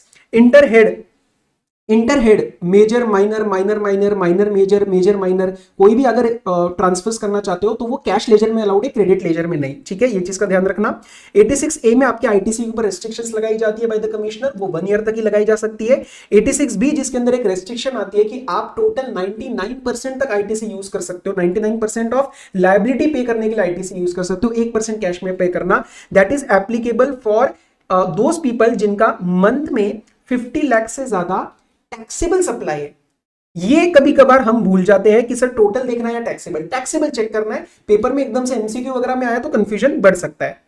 Okay, very very important, interest, fees, late fee, penalty, ये बाकी के जितनी भी चीजें हैं ना बेटा जी जो आप पे करोगे आउटपुट लायबिलिटी की, वो आपको कैश में पे करनी है। इनपुट टैक्स सिर्फ आउटपुट टैक्स के लिए यूज करना है, बाकी जितना इंटरेस्ट फलाना होगा वो सब आपको कैश लेजर के थ्रू ही पे करना पड़ेगा, ठीक है। इंटरेस्ट का प्लीज आईडीटी शॉर्ट देख लो, रिक्वेस्ट कर रहा हूं, मजे आ जाएंगे तुम्हें, सारी चीजें कवर्ड है उसके अंदर, मैं बहुत सारी अभी यहाँ पे नहीं कवर करा पा रहा due to the manner of this video, ठीक है, प्लीज देख लेना वो वाला।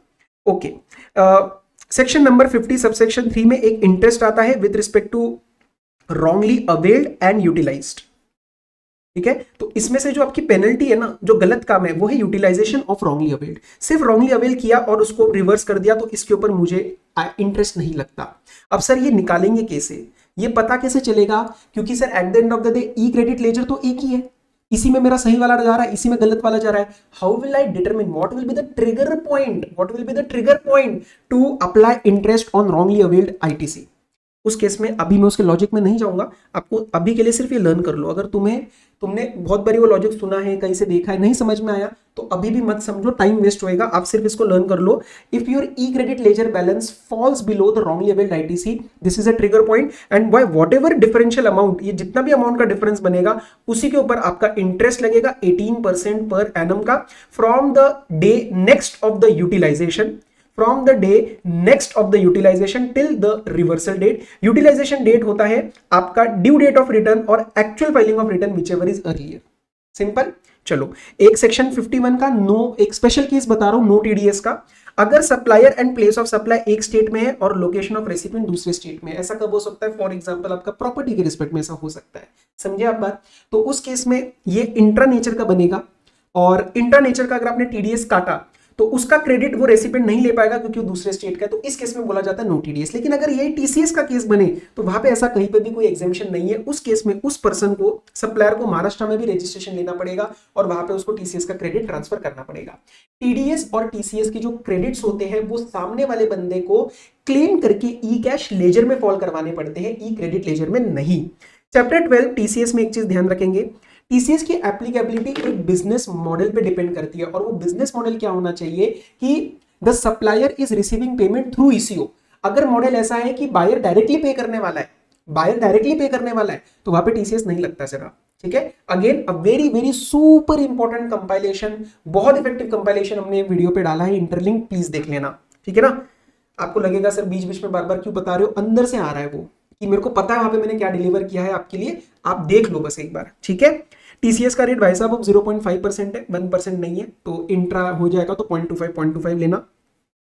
ट्रांसपोर्टेशन ऑफ पैसेंजर सर्विस देखो 9.5 में 4 सर्विसेज कवर है। 9.5 मतलब डीमिंग प्रोविजन लग जाता है कि supplier is not the supplier but eco is the supplier. अगर 9.5 लग जाता है तो वहां पे टीसीएस अप्लाई नहीं करता। उसके अंदर पहली एंट्री है आपकी पैसेंजर ट्रांसपोर्ट की, if that is by omnibus, तो देखना सप्लायर कंपनी है या अदर देन कंपनी। अगर कंपनी है तो वो 9.5 से उठा के बाहर फेंक देना, जैसी चीज 9.5 से बाहर जाती है वहां पे टीसीएस अप्लाई कर जाएगा। अगर अदर देन कंपनी है तो 9.5 में ही रहेगा, ओमनीबस की बात कर रहा हूं। अदर देन कंपनी है तो 9.5 में ही रहेगा, 9.5 में ही रहेगा तो टीसीएस अप्लाई नहीं होएगा। एमसीक्यू में गलती मत करना। एक बेसिक रूल बता रहा हूं, टीसीएस का एप्लीकेबिलिटी तभी आएगा जब सप्लायर रजिस्टर्ड हो, ओके। तो अनरजिस्टर्ड के केस में no TCS, okay. Supplier of goods intra के केस में उसको हमने ईसीओ अलाउ किया है, इंटर नहीं। इंट्रा के केस में हमने गुड्स सप्लायर को ईसीओ के द्वारा अलाउ किया है, but there are certain conditions, वो एनरोलमेंट नंबर, इंट्रा, वो सब चीजें आपको ध्यान रखनी है, पैन वैलिडेट कराना पड़ता है। कॉम्पोजिशन सप्लायर को भी हमने गुड्स अलाउ कर दी है through ECO, provided obviously it's an intra sale, because inter हो जाए तो 10 सबसेक्शन 2 और 10 सबसेक्शन 2 वहां पे ब्रीच हो जाएगा। तो वो कंडीशंस अगेन इंपॉर्टेंट है, एक बार देख लेना। Plus I have covered in that particular IDT short. Returns के बारे में 2-3 बातें ध्यान रख लो। जीएसटीआर 1A अब एक नया आ चुका है, इसकी टाइमिंग फ्रीक्वेंसी आपको ध्यान रखनी है। जीएसटीआर 1 आप फाइल कर चुके हो लेकिन 3B फाइल नहीं किया है, उसके बीच में आप जीएसटीआर 1A फाइल कर सकते हो to give some additional details, to amend the details of GSTR 1। अगर ये टाइम छूट गया तो आप अमेंडमेंट टेबल के अंदर डाल देना। आईएफएफ का एक कंसेप्ट आपको पता होना चाहिए basic, quarterly return monthly payment के पहले 2 महीनों के लिए एप्लीकेबल होता है, तीसरे महीने के लिए क्यों नहीं होता, क्योंकि उसके बाद आपकी जीएसटीआर 1 चली जाएगी। So this sole purpose is to give ITC to your registered recipients। ये ऑप्शनल होता है, मैंडेटरी नहीं होता, इसमें लेट फाइलिंग का कंसेप्ट ही नहीं है। एमसीक्यू में पूछा जा सकता है, आईएफएफ में लेट फाइल कर ही नहीं सकता कि सर वो बोल देंगे लेट फी पे करके फाइल करने को रेडी है, नहीं कर सकते, अलाउड ही नहीं होता है। और इसमें एक लिमिट भी होती है, आप 50 लाख तक की सप्लाई दिखा सकते हो 1 मंथ में, तो आप डिसाइड करो कौन सी वाली सप्लाई आपको दिखानी है। Very very important point to be noted, आपकी जो फाइनल रिटर्न होती है सेक्शन 45 के अंदर, you remember right, 3 months from date of cancellation, और जब आपको पता चला व्हिचएवर इज लेटर, वो सब चीजें, that is to be filed by only those who were required to file 3B। अगर आपको 3B नहीं फाइल करनी थी तो आपको फाइनल रिटर्न भी नहीं फाइल करनी जब आपका कैंसलेशन होता है। तो फॉर एग्जांपल आईएसडी हो गया, कंपोजिशन हो गया, टीडीआर टीसीएस वाले, टीडीएस और टीसीएस वाले लोग हो गए, तो वो उन सबको यहाँ पे they do not have to file any kind of final return when the registration is cancelled. OIDAR भी यहाँ पे कवर्ड है। तो एक बार पेपर में आया था, काफी बच्चों ने गलतियां करी थी। जीएसटीआर 4 जो एनुअल स्टेटमेंट जाती है फॉर कंपोजिशन सप्लायर, ये किसी जमाने में 30 अप्रैल तक फाइल करी जाती थी, आपके अटेम्प्ट से आपको ध्यान रखना है 30 जून तक फाइल करी जाएगी, ठीक है जी। इंपोर्ट एक्सपोर्ट के लिए जब one of the transaction that we study is SEZ unit developer, that is a part of authorised, that is a part of zero rated supply, उसमें एक वर्ड लिखना मत भूलना, it is zero rated only if it is for authorised operations. ये word कभी कभार आप नहीं लिखते हो, that may prove to be a mistake. चलो, अगर एक कंपनी इंडिया में इनकॉर्पोरेटेड है and it is giving supply to its related establishment outside India, तो क्या ये एक्सपोर्ट ऑफ सर्विस में फॉल कर सकते हैं? क्योंकि वहां पे वन ऑफ द कंडीशन है, they should not be merely establishments of distinct person as per section number 8 of IGST explanation. उसके साथ एक क्लैरिफिकेशन आया था, अब मैं आपको क्लैरिफिकेशन का सीधा कंक्लूजन बता रहा हूं। ये जो रिलेटेड एस्टैब्लिशमेंट है, अगर आउटसाइड इंडिया इनकॉर्पोरेट करी गई है as a separate company under the laws of foreign country, तो उस केस में इन दोनों के आपको सप्लाई मानना है, ये उसकी एस्टैब्लिशमेंट नहीं मानी जाएगी। Export of service it will be complied provided other conditions are fulfilled, ठीक है। तो आपको इनकॉर्पोरेशन चेक करना है, same applies when that foreign countries coming to India and getting a company incorporated under our companies act. Deemed export zero rated नहीं होते भाई साहब। जीरो रेटेड 2 ही चीजें होती है, एक होता है आपका एक्चुअल एक्सपोर्ट, एक होता है आपका एसईजेड डेवलपर वाला which is for authorised operations. Deemed export section number 147 advance authorisation में उसकी बात कर रहा हूं, तो वो आपका deemed export is not zero rated, लेकिन उसका टैक्स का रिफंड आपको दे देंगे, या तो सप्लायर या रेसिपिएंट को RFD 01 उसमें फाइल करना पड़ेगा, प्रोवाइडेड आईटीसी नहीं लिया रेसिपिएंट ने। अब एक ही बात बताने जा रहा हूं, मैं उसको यहाँ पे बहुत ज्यादा लिख नहीं पाया क्योंकि थोड़ी सी बड़ी बात है, जो समझ जाएगा वो सही है, ठीक है, नहीं समझ पाए तो एक बार मेरा रिफंड्स का चैप्टर देखने की कोशिश कर लेना, हालांकि ठीक है टाइम नहीं मिले बट मैं समझा दूंगा ढंग से, सुन लो। रूल नंबर 96A आता है एक, ठीक है, वो आपको क्या बोलता है कि if you have gone under the option of bond और LUT, you will comply, you are basically giving that bond कि मैं अभी जीएसटी नहीं पे कर रहा, लेकिन अगर मैंने कुछ गलतियां करी, वो मैं गलतियां बताता हूं आपको क्या है गुड्स और सर्विसेज के केस में, तो I will pay what ever the tax I have saved along with interest at the rate of 18% per annum, बराबर। अब वो गलतियां क्या है, गुड्स के केस में आपने इनवॉइस के 3 महीने के अंदर अंदर you have not exported the goods, तो अगले 15 डेज में आपको पेमेंट करना पड़ेगा। सर्विसेज के केस में within 1 year you have not realise the payment, because service is intangible nature, तो सीधा पेमेंट कंडीशन हम लगा देते हैं, बराबर। तो अगर मैंने 1 साल में वो नहीं किया, इनवॉइस डेट के पेमेंट रियलाइज नहीं कराई इन कन्वर्टेबल फॉरेक्स और INR wherever permitted, it is permitted in Nepal और Bhutan, Nepal and Bhutan, so in that case within next 15 days you know I will be paying that. 1 year और 3 months की time extend भी करी जा सकती है, बट नॉर्मल मैंने आपको टाइम लिमिट बताई। अब यहाँ पे एक सवाल उठता है कि सर गुड्स के केस में आपने कंडीशन क्या बोली कि एक्सपोर्ट नहीं हुआ, सपोज मैंने एक्सपोर्ट कर दिया, तो क्या मुझे उन गुड्स की पेमेंट भी रियलाइज करानी है क्या? Understand one thing, export of goods के डेफिनेशन में पेमेंट की कंडीशन नहीं है, तो कहीं ना कहीं दिमाग में आता है डाउट कि सर गुड्स के एक्सपोर्ट में तो पेमेंट कंडीशन लगाई नहीं है, तो ऐसा हो सकता है क्या कि लेट से मैंने इन गुड्स को एक्सपोर्ट किया लेकिन इसका पेमेंट ही रियलाइज नहीं कराया और मैंने पूरा बेनिफिट ले लिया, मैंने आईटीसी का रिफंड वगैरह ले लिया, तो सुनना उस केस में वहां पे आता है आपका रूल नंबर 96B। वो कहता है कि अगर आपने गुड्स को एक्सपोर्ट किया तो आपने 96 से तो कंप्लाई करा लिया, लेकिन अगर उसका पेमेंट नहीं आया तब तक फेमा के टाइम लिमिट्स तक, तो विद इन 30 डेज जो भी आपने आईटीसी लिया है विद इंटरेस्ट आपको वापस करना पड़ेगा। और सर बाद में मैंने रियलाइज करा लिया तो फिर आप दोबारा आईटीसी का रिफंड ले लो, लेकिन इंटरेस्ट का रिफंड आपको नहीं मिलेगा। I hope I was able to convey it. चलो रिफंड चैप्टर पे आ जाओ। प्रोविजनल रिफंड वाली जो बात होती है वो सिर्फ और सिर्फ जीरो रेटेड वालों के लिए होती है। प्रोविजनल रिफंड क्या होता है, विद इन 7 डेज हम आपको फटाफट से 90% ऑफ आपका क्लेम रिफंड की तरह दे देंगे, बट ये एप्लीकेबल एक केस में नहीं है, अगर आप पिछले 5 साल में प्रोसिक्यूट हुए हो for any case which involves tax evasion more than 2.5 CR। यहाँ पे थोड़ा सा टेक्निकल वर्ड मैं एनालाइज करता हूं, जनरली आईसीए ने नहीं किया इतना किसी क्वेश्चन में, यहाँ पे वर्ड यूज किया प्रोसिक्यूशन ना कि कन्विक्शन, तो मैं मानूंगा इस चीज को कि आपका केस चला है, मतलब कहना कि शक पैदा हुआ है तो प्रोविजनल रिफंड रोक दो भी। सर बैलेंस 10% का क्या, बैलेंस 10% के लिए तो नॉर्मल प्रोसीजर विल फॉलो कि आपका प्रॉपर चेक हो जाएगा, 60 डेज में देंगे, नहीं दिया तो इंटरेस्ट देंगे, वो सब बातें। Rule 89.4 and rule 89.5। अब एक चीज को ध्यान रखो, रूल 89.4 कब लगता है, जब आप बॉन्ड एलयूटी के अंदर जाते हो तो उसके अंदर आईटीसी पड़ा हुआ है, उसका क्या करें, रिफंड मिल जाएगा। अगर आप आईजीएसटी पे करते हो तो आप आईटीसी वैसे भी यूटिलाइज कर लोगे, रिफंड की बात आएगी नहीं। 4A और 4B ये स्पेसिफिक डीम्ड एक्सपोर्ट और उसके कुछ रिफंड्स की बात करते थे, तो 4A और 4B अब ओमिट हो चुके, इसको नहीं पढ़ना। जो भी रिफंड मिलेगा वो 89.4 या तो फिर 89.5 आपका with respect to inverted duty structure ही मिलेगा। Don't forget to check 3 limits for actual grant of refund. कई कबार मैंने देखा है बच्चे ये वाला चेक नहीं लगाते। कौन सा वाला चेक, एक होता है आपका कैलकुलेटेड अमाउंट, ये मैं चेक उसकी बात कर रहा हूं कि एक तो आपने कैलकुलेशन किया अपने बुक्स में 89.4 का और 89.5 का कि आपका कितना रिफंड बनता है एज पर द कैलकुलेशंस, लेकिन एक्चुअल रिफंड कितने का मिलेगा उसमें 3 लिमिट्स लगानी पड़ती है and lowest of that is allowed as a refund. दो और कौन से चेक करने, ई क्रेडिट का balance at the end of the tax period और एक ई क्रेडिट का balance when you actually file RFD 01, because it makes sense right. RFD 01 हमने आपको 2 साल का टाइम लिमिट दिया है, आपकी कैलकुलेशन निकली 100 रुपीज की, 2 साल में आप एप्लीकेशन फाइल करते हो, उस दिन क्रेडिट पे पड़ा हुआ है 40 रुपया, तो 100 रुपया थोड़ी ना देंगे, आपका 40 है तो 40 का रिफंड ले लो। ये अलग से सवाल आपको आके बताने नहीं वाला, ये आपको खुद लगाना है, ये आपको कहीं ना कहीं इंफॉर्मेशन दी होती है, तो ensure that if given applied. अच्छा, rule number 89.5 which we talk about with respect to the inverted duty structure, उसके लिए कुछ गुड्स नोटिफाइड है, वो क्वेश्चन आपको बताएगा कि this is notified for 89.5 where the refund will not be applicable, तो वो आपको 89.5 में नहीं लेना। अगर वही वाला आइटम जो नोटिफाइड है फॉर नो रिफंड अंडर 89.5, अगर उस आइटम को मैं एक्सपोर्ट कर देता हूं तो 89.4 का रिफंड मुझे मिल जाएगा, ठीक है। इनपुट टैक्स अगर 18 है, आउटपुट टैक्स 18 है, तो ये इन्वर्टेड ड्यूटी स्ट्रक्चर नहीं है मेरे भाई, ठीक है जी। चलो, if an exempt supply is exported, मतलब एक चीज एग्जेम्प्ट थी लेकिन उसको एक्सपोर्ट कर दिया, तो अब इसको एग्जेम्प्ट मानूं या जीरो रेटेड, जीरो रेटेड का बेनिफिट लेना है, आईटीसी का रिफंड वगैरह सब कुछ मिलेगा, और आपके रूल नंबर 89.4 में जो हम लेते हैं एडजस्टेड टोटल टर्नओवर, ये उसके अंदर भी आएगा, okay. Net ITC, a very important component of formula that we use in 89.4 and 89.5. Very important difference. In 89.4 we will include input goods plus input services. Capital goods नहीं लेना. 89.5 में सिर्फ और सिर्फ input goods services भी नहीं लेने, और यहाँ पे obviously capital goods भी नहीं लेना.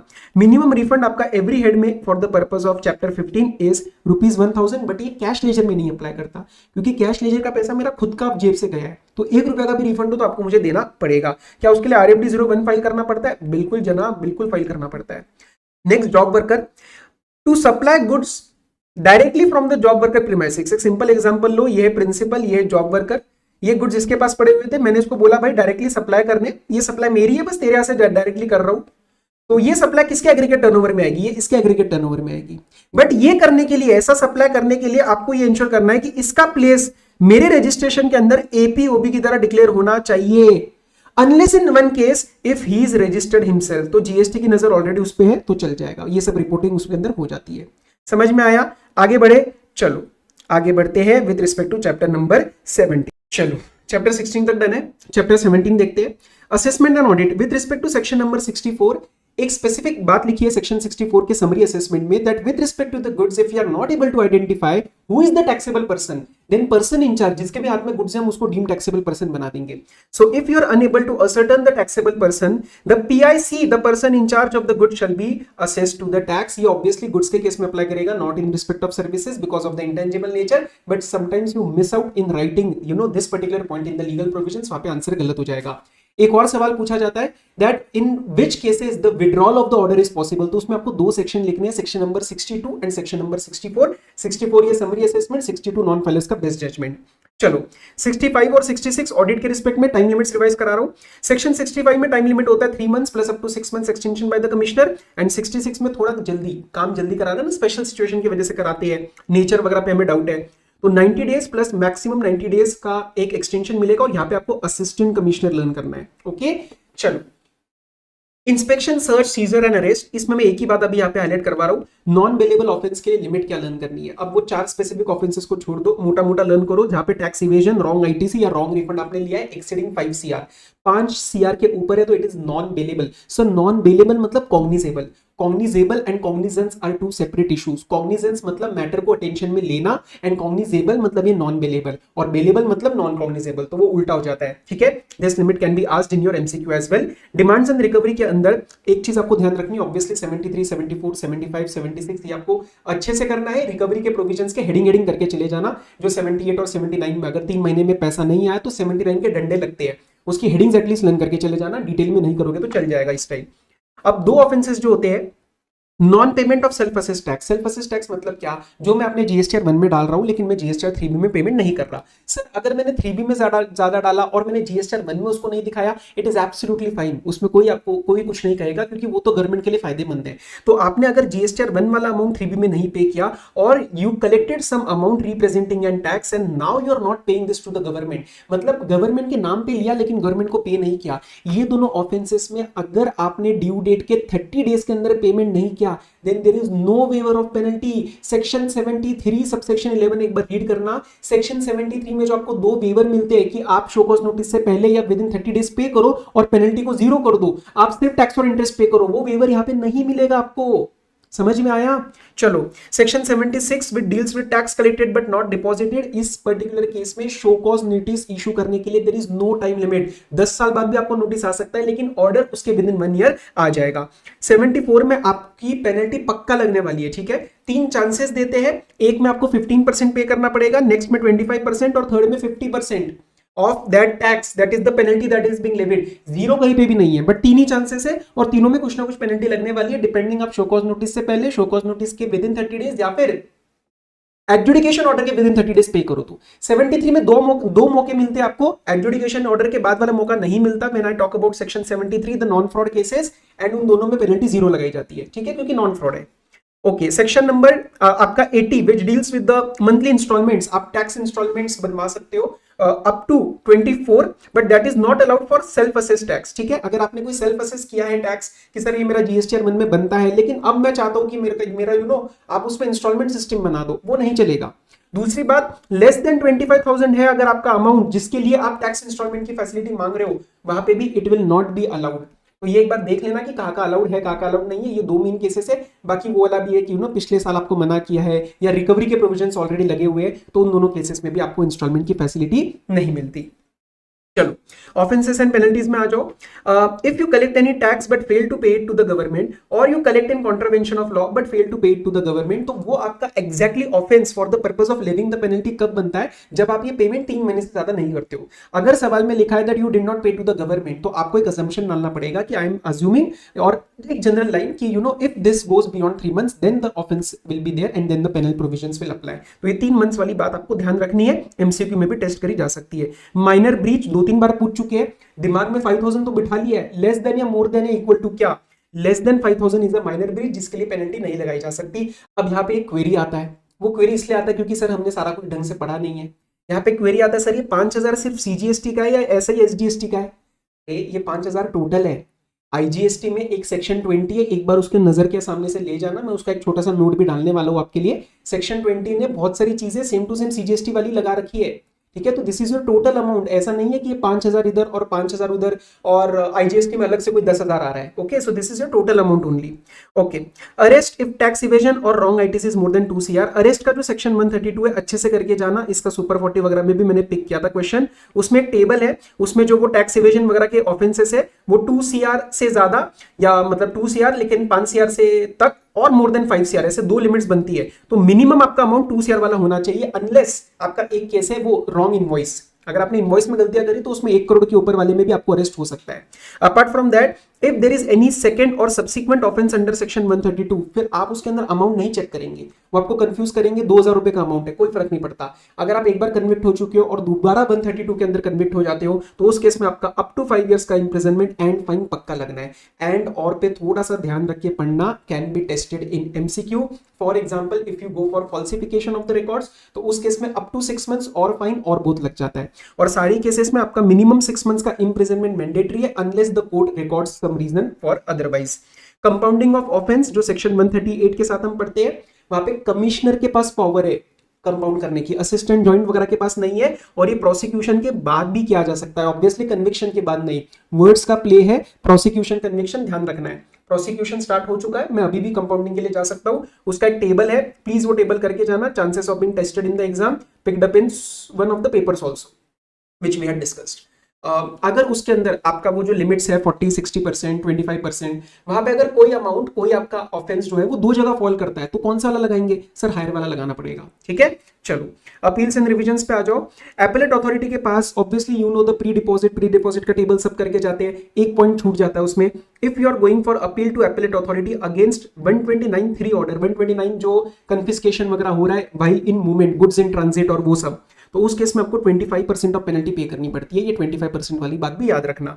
अगर मेरा कल को प्री डिपॉजिट का रिफंड आता है, तो उस केस में मेरे को रिफंड का जो इंटरेस्ट मिलेगा that will be from the date of payment, वो मुझे डेट ऑफ पेमेंट से मिलने वाला है। ये चीज आपको ध्यान रखनी है। और ऑब्वियसली अगर मैं कोई एडमिटेड लायबिलिटी है तो वो मुझे वापस नहीं मिलने वाली, तो उसके ऊपर इंटरेस्ट नहीं मिलेगा। सर मतलब जब भी आप प्री डिपॉजिट जमा करते हो 10%, 20%, उसके अंदर one part is whatever admitted liability, right? And when I say liability, whatever tax interest penalty, so whatever tax interest penalty I admit plus a certain percentage of the disputed tax, not the disputed interest और penalty, ये सब मैं इकट्ठा करके जमा करा देता हूं। कल को केस जीता तो मुझे वापस क्या मिलने वाला है? मुझे वो डिस्प्यूटेड टैक्स का जो परसेंटेज पे किया वो वापस मिलेगा, उसके ऊपर इंटरेस्ट लगाना है from the date of payment. ये किसने बोला है? ये सेक्शन नंबर 115 ने बोला है, ये सेक्शन नंबर 115 ने बोला है, ठीक है? सेल्फ एडमिटेड के ऊपर मत लगाना, वो गलती हो जाती है।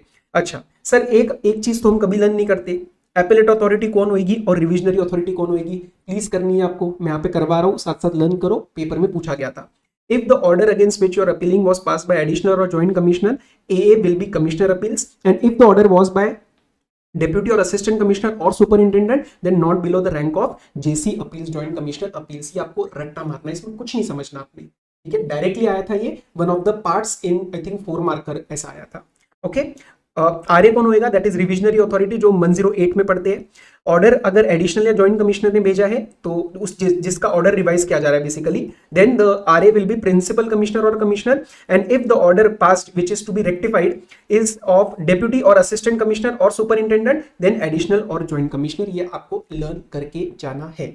एक बात, 108 के अंदर हम एक वर्ड पढ़ते हैं, दैट इज रिकॉर्ड। रिकॉर्ड मतलब जो रिविजनरी अथॉरिटी है वो रिकॉर्ड के बेसिस पे ऑर्डर को चेंज करती है। अब वो रिकॉर्ड के ऊपर एक सवाल उठता है कि सर ये रिकॉर्ड वो रिकॉर्ड है क्या जब इस ऑर्डर ओरिजिनल पास हुआ होगा उस टाइम अवेलेबल था, और this record will constitute any material available at the time of examination by RA, it is available at the time of examination of RA. इसके ऊपर एक सवाल आ सकता है।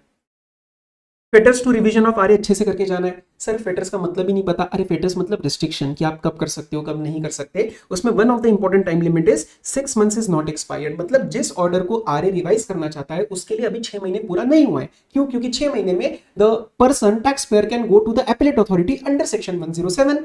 और सेकंड है इसका कि 3 साल एक्सपायर हो चुके हैं, मतलब 3 साल से पुराना बासी ऑर्डर है, आप उसको क्यों उठा रहे हो, अब तो बहुत टाइम हो गया। ठीक है, तो कहीं ना कहीं ये नॉर्मल जैसे लिमिटेशन एक्ट होता है 3 साल का जनरल लॉ में, ये वैसा ही उसको काइंड ऑफ वैसा ही टाइम लिमिट ये भी आपको दे रहा है। Apart from that there are some other factors also, जैसे आप एक ऑर्डर को एक ही बार रिवाइज कर सकते हो, प्लस रिविजनरी ऑर्डर को दोबारा रिवाइज नहीं कर सकते, तो that you have to know. Then another thing is that appeal अगर फाइल हो रखी है तो भी आप रिवाइज नहीं कर सकते। बट क्या रिवाइज नहीं कर सकते? The matters which have been picked up and उसके ऊपर कुछ ना कुछ ऑर्डर आया है by the higher authority, this is known as partial integration concept. Some this is a term that you might have used in the income tax. तो वैसा ही यहां पे भी कंफर्म किया है कि फॉर एग्जांपल ऑर्डर के अंदर 5 आइटम्स है, कोई 5 इश्यूज है 1 2 3 4 5, उसमें से 3 आइटम्स लेट्स से रेज करे गए हैं एंड डिसाइड करे गए हैं बाय अपील, कई अपील में जा चुके हैं एपेलेट अथॉरिटी, ट्रिब्यूनल, कोर्ट। तो आरए को क्या बोला गया है? आरए को यह बोला गया है कि भाई साहब आप इन तीनों के ऊपर कुछ भी रूलिंग नहीं दे सकते, आप इन दोनों के ऊपर रूलिंग दे सकते हो, लेकिन कब? जब ऑर्डर आ जाएगा, जब वो अपील वाला ऑर्डर आ जाएगा, तो वो अब इस केस में आरए आपसे पूछेगा कि सर लेकिन तब तक मेरा 3 साल का पीरियड ही खत्म हो गया, तो इसीलिए एक स्पेशल टाइम लिमिट दे रहे हैं। Now see, RA can pass an order on point not raised and decided. If it is raised and decided, anyways your power is blocked. But not raised and decided, you have the time limit. You have the time limit. You can revise before later off. Before later off, the original 3 months, original 3 years from the order, or 1 year from the date of order in appeal. तो वो जब dispose हो जाएगा उसके आगे में हम आपको 1 साल दे देंगे, और अगर ओरिजिनल 3 years उसके आगे जा रहा है तो वो दे देंगे। तो whichever is later, very very important.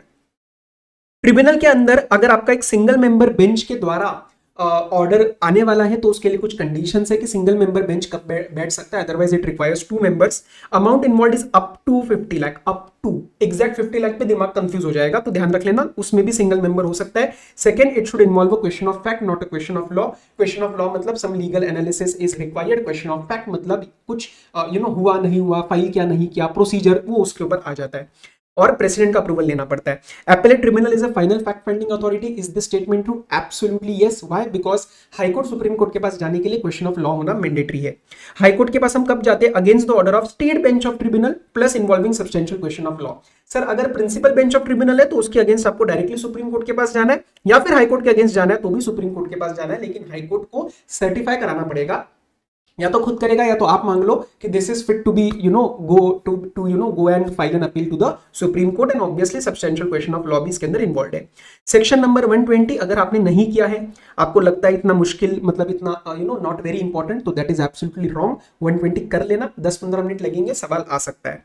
Departmental appeal की कुछ मॉनिटरी लिमिट्स है कि अगर वो क्रॉस नहीं कर रहा, टोटल अमाउंट जितना भी इन्वॉल्व है, अगर वो इस लिमिट से क्रॉस नहीं कर रहा तो डिपार्टमेंट उस केस में अपील फाइल नहीं कर सकता। लेकिन उसी इशू के अंदर कोई और असेसी, जैसे कोई और टैक्स पेयर इन्वॉल्व है बट अमाउंट ज्यादा है, तो डिपार्टमेंट जा सकता है। तो basically a tax payer can not say that you accepted that view. No, the department did not file an appeal because of the restrictions of the amount. That does not mean it has accepted the view taken. Okay? तो क्या limits है वो? Tribunal के पास 20 lakh, high court के पास 1 CR and supreme court के पास 2 CR, क्योंकि department का time बहुत वैल्यूएबल है, बहुत लोगों से डील करना है, तो छोटे मोटे मैटर्स में मत जाओ। नाउ पे अटेंशन, एक इसके अंदर अमाउंट इन्वॉल्व जो हम ये देखते हैं, इस अमाउंट इन्वॉल्व में होता क्या क्या है, उसका एक टेबल है। उस टेबल में से सबसे इंपॉर्टेंट कंपोनेंट जो है वो मैं डिस्कस कर रहा हूं, that if tax is involve with और विदाउट पेनल्टी इंटरेस्ट। तो पेनल्टी इंटरेस्ट है या नहीं मुझे फर्क नहीं पड़ता, टैक्स है ना, तो मैं सिर्फ टैक्स का अमाउंट ही कंसीडर करूंगा। इसका लॉजिक क्या है कि कल को अगर टैक्स ही खत्म हो गया तो इंटरेस्ट पेनल्टी भी तो खत्म हो जाएगा ना, तो हम सिर्फ टैक्स पे ही नजर देंगे। लेकिन अगर ऑर्डर में सिर्फ पेनल्टी है तो पेनल्टी देख लो, सिर्फ इंटरेस्ट है तो इंटरेस्ट देख लो। तो ऐसे करके आपको अमाउंट इन्वॉल्व देखना है। लेकिन कुछ केसेस है, जैसे अगर अल्ट्रा वायरस, कुछ प्रोविजन्स को किसी ऑर्डर में अल्ट्रा वायरस बोला गया है कॉन्स्टिट्यूशन से, या किसी रूल को विद जीएसटी एक्ट से, या कोई ऑर्डर्स को ऐसा अल्ट्रा वायरस बोला गया है।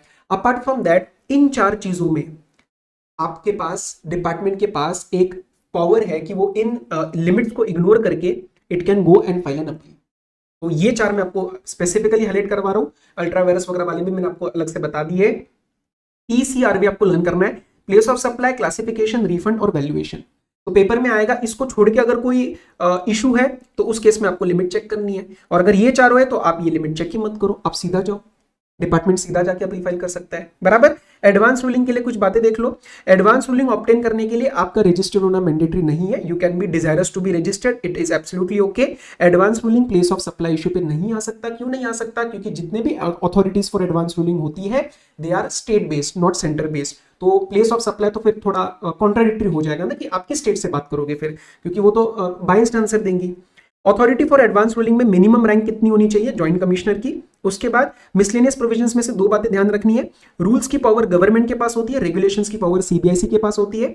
171 एंटी प्रॉफिटेरिंग में एक अथॉरिटी का वर्ड यूज किया जाता है, that includes competition commission of India, but it now also includes the principal bench of appellate tribunal with respect to the matters of ITC and GST. समझ में आया? Okay, one more point is newly inserted. 1st April 2025 is the sunset clause. इसके बाद return complaints with respect to the anti profiteering नहीं आ सकती, ये एक आपको डेट याद रखनी है। कस्टम्स की कुछ बातें देख लेते हैं। Chapter number 1 levy and exemption, इसमें आपको एक सेक्शन नंबर 20 याद होगा। सेक्शन नंबर 20 में अंदर ये बोला जाता है कि अगर गुड्स को, जैसे फॉर एग्जांपल हम नॉर्मल इंपोर्ट करते भी पे द ड्यूटी, कल को अगर मैंने गुड्स को लेट से रिपेयर के लिए भेजा और दोबारा इंपोर्ट किया तो इसको भी मैं नॉर्मल इंपोर्ट ही मानूंगा, but we will give you certain concessions. इसमें 2 कंसेशन की टेबल है। By the way concession number 2 की टेबल में एक 7 ईयर्स 10 ईयर्स ऐसे लिमिट्स दे रखी है। उसके साथ साथ एक थर्ड आइटम भी ऐड हुआ है। मैं जस्ट आपको एक रेकमेंड कर रहा हूं, ये कंसेशन नंबर 2 जो है इसको प्लीज एक बार रीड कर लेना। इसमें छोटा सा चेंज है, शायद आपसे छूट गया हो, so ensure you are doing that. Third एक आइटम ऐड हुआ है यहाँ पे स्पेसिफिक गुड्स के लिए, सो जस्ट कंसेशन 2 एक बार देख लेना। मैं यहाँ पे क्या पॉइंट रिवाइज करा रहा हूं जो सबसे ज्यादा टेस्टेबल एग्जाम में।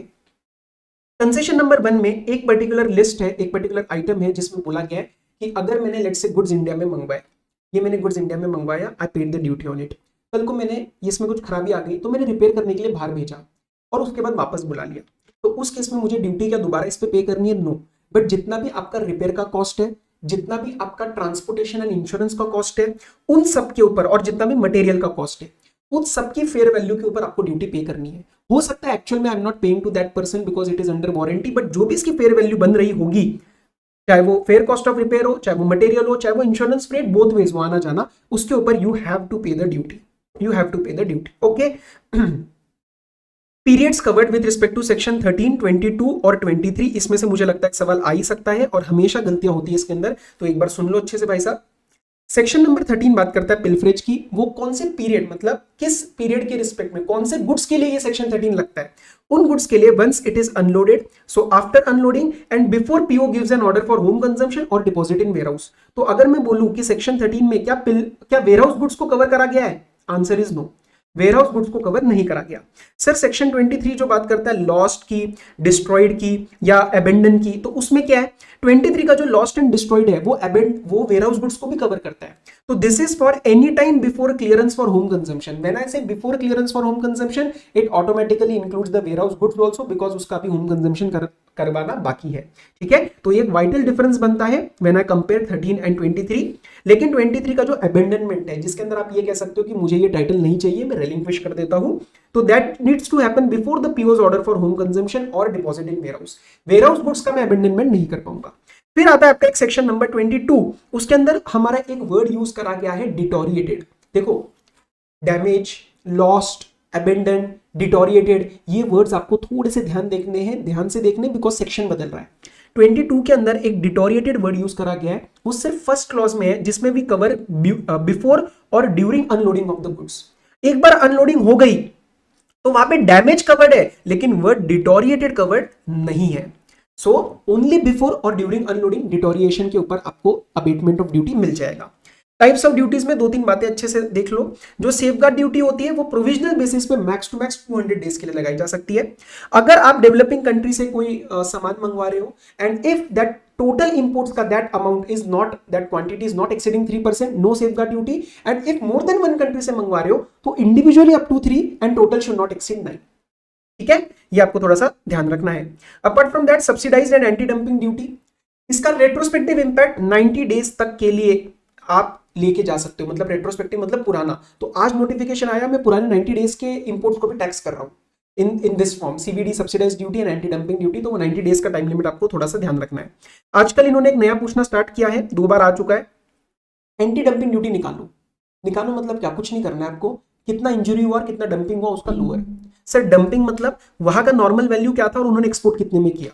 100 रुपए का नॉर्मल वैल्यू है, अगर तुम एक्सपोर्ट करते हो 80 में तो तुमने 20 की डंपिंग करनी है। यस, उन्होंने 20 की डंपिंग करी। इंजरी मतलब चोट कितनी पहुंची। NIP is the non injurious price, this is a very, मतलब ये तो चैप्टर में यूज करते हैं इसलिए मैंने यहां यूज किया है। तो एनआईपी मतलब अगर बिना नुकसान मेरी प्राइस थी 50 और लैंडेड वैल्यू है 40, तो आपको तो इंजरी 10 की हो रही है ना, तो you can not charge 20, lower 10 आपको लगाना पड़ेगा, because you have to justify charging and imposing this kind of a duty. बराबर। वैल्यूएशन सबसे इंपॉर्टेंट है, अच्छे से करके जाना, 4 नंबर का तो सवाल आना ही आना है। कुछ बातें जहां पे गलतियां होती है सुन लो। बीसीडी का जो रेट आपको लेना है when you go for home consumption directly, not warehousing, you have to take letter of presentation of bill of entry और अराइवल और एंट्री इनवर्ड्स। अराइवल और एंट्री इनवर्ड्स एक ही बात है, मतलब एंट्री इनवर्ड आपका वेसल के केस में लगता है और व्हीकल और एयरक्राफ्ट के केस में अराइवल। तो हमें ये थोड़ा सा फील फैक्टर हम लर्न करेंगे कि ये हमें ताजी चाहिए, ये हमें ताजी ताजी चाहिए। तो बिल ऑफ एंट्री और अराइवल विचर इज लेटर। वेयर हाउसिंग करा रखिए, बाद में होम कंजम्पशन करा रहे हो, तो ये वाला कब का लेना है आपको, when the bill of entry for home consumption is filed. तो ये हमें ताजी ताजी लेनी है। जिस दिन आप bill of entry for home consumption green वाली फाइल करोगे, that days you will pick the BCD का रेट। ठीक है, ओके। रेट ऑफ एक्सचेंज में आपको इजी है। रेट ऑफ एक्सचेंज आपको पहले तो बात ध्यान रखनी है, सीबीआईसी का उठाना है। आपको 2-3 रेट दिए होंगे एक्सचेंज के, एक आरबीआई का दिया होगा, एक ऑल इंडिया डीलर्स का कोई दिया होगा, वो सब इग्नोर कर देना, आप सीबीआईसी का लेना और हमेशा बिल ऑफ एंट्री का ही लेना है। जिस भी दिन बिल ऑफ एंट्री आपकी फाइल होती है, चाहे ये आपकी you are putting the goods in warehouse, चलेगा, यू जस्ट सी आपका बिल ऑफ एंट्री किस दिन फाइल हो रहा है, अराइवल बाद में हुआ क्या हुआ, कोई फर्क नहीं पड़ता। ओके, चलो। बाइंग कमीशन हमेशा एक्सक्लूड करना। What is this buying commission, मतलब ये जो मैं इंपोर्टर हूं ना, मैं बाय कर रहा हूं, ओके, उसके लिए जो मेरा I would be paying something मेरे बीच में कोई एजेंट को, that is to be excluded. तो कभी भी आपको नहीं लेना, देखते इसको शूट एट साइड कर देना। जनरली जैसे फॉर एग्जांपल एक्सपोर्टर का कमीशन होता है, वो इंडिया में आईएनआर में जा रहा होता है, वो बाइंग कमीशन नहीं होता है। बराबर। Payment for right to distribute और रीसेल इंपोर्टेड गुड्स, इसमें एक ही चीज चेक करनी है कि कंडीशन फॉर सेल है या नहीं है। Okay, if it is a condition of sale मतलब it is linked to my imported goods, उस केस में ऐड करना, नहीं है तो ऐड मत करना। Engineering development art work design, फटाफट से देख लेना पेपर में क्वेश्चन में कि ये आपने इंडिया में किया या बाहर किया। इंडिया में किया तो उस पर ऑलरेडी जीएसटी वगैरह लगा होगा, यहाँ पे इंपोर्ट ड्यूटी के लिए वो रेलिवेंट नहीं है। बाहर किया होगा तो यस, उसके ऊपर आप इंपोर्ट ड्यूटी पे करोगे। रॉयल्टी एंड लाइसेंस फी, वही वाली कंडीशन, कंडीशन फॉर सेल है या नहीं है, ऐड करो अगर कंडीशन फॉर सेल है।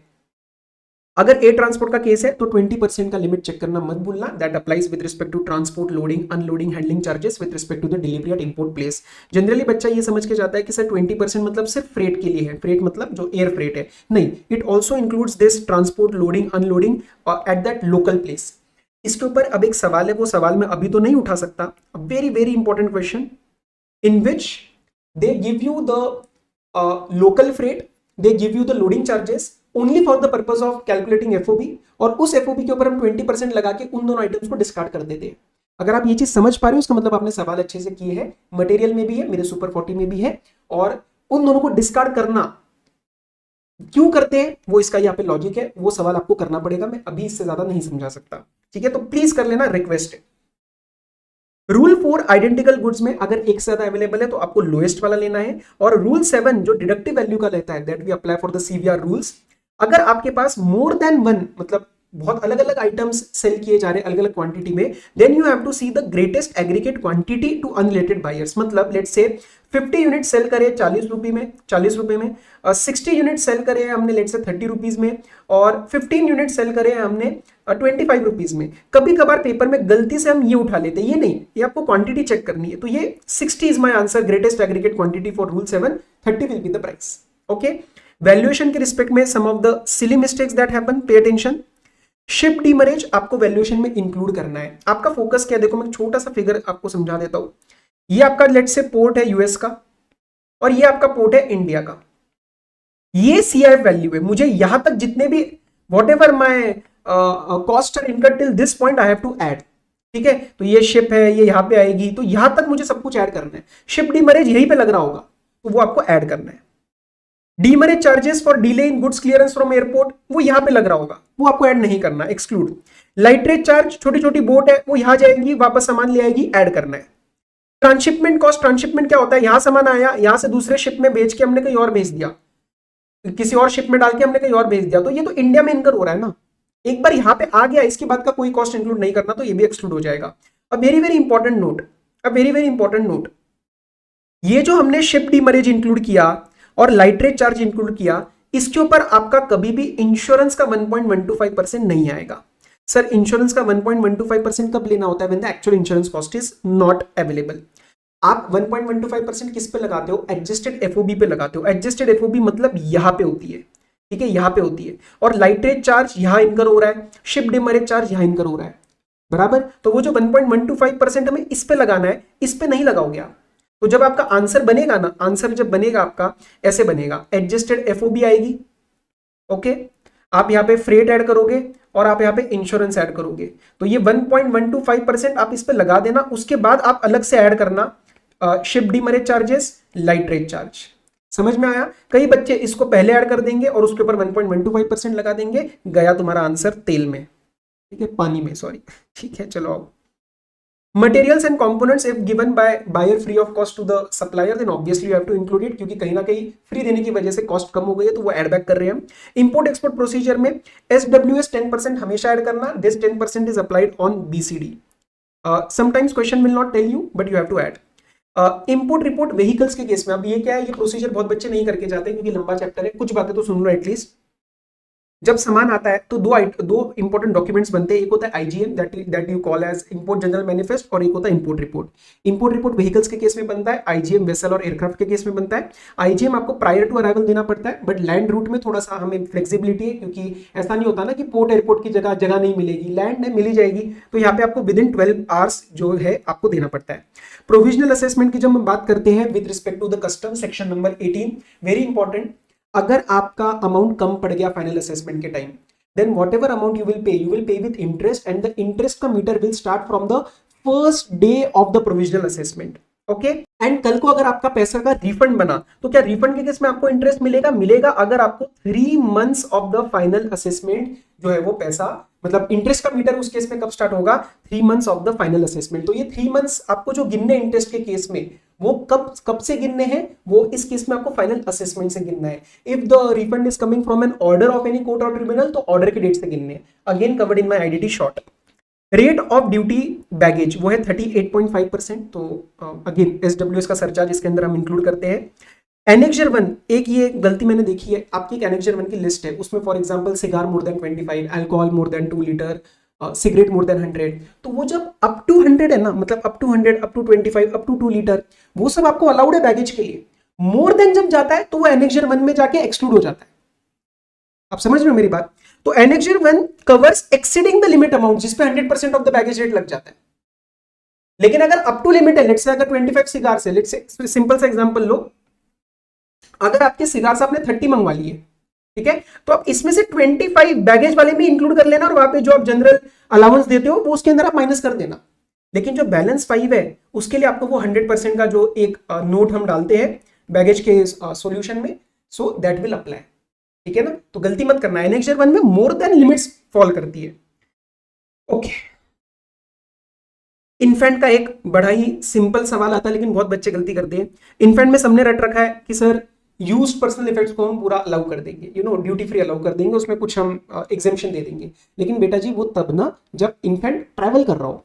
एक सवाल आया था कि एक बंदा ट्रैवल कर रहा है, इन्फेंट के कपड़े हैं उसके पास, लेकिन इन्फेंट तो है ही नहीं, बच्चा नहीं ट्रैवल कर रहा, तो उस केस में आपको ये जो इन्फेंट का ड्यूटी जो भी यूज्ड इफेक्ट्स है, यूज्ड पर्सनल इफेक्ट्स, उसके ऊपर there will be no exemption, okay. वो फिर लिमिट में चला जाएगा, उस पर आपको लिमिट चेक करनी पड़ेगी। एंड इन्फेंट का मतलब होता है 2 साल तक का बच्चा।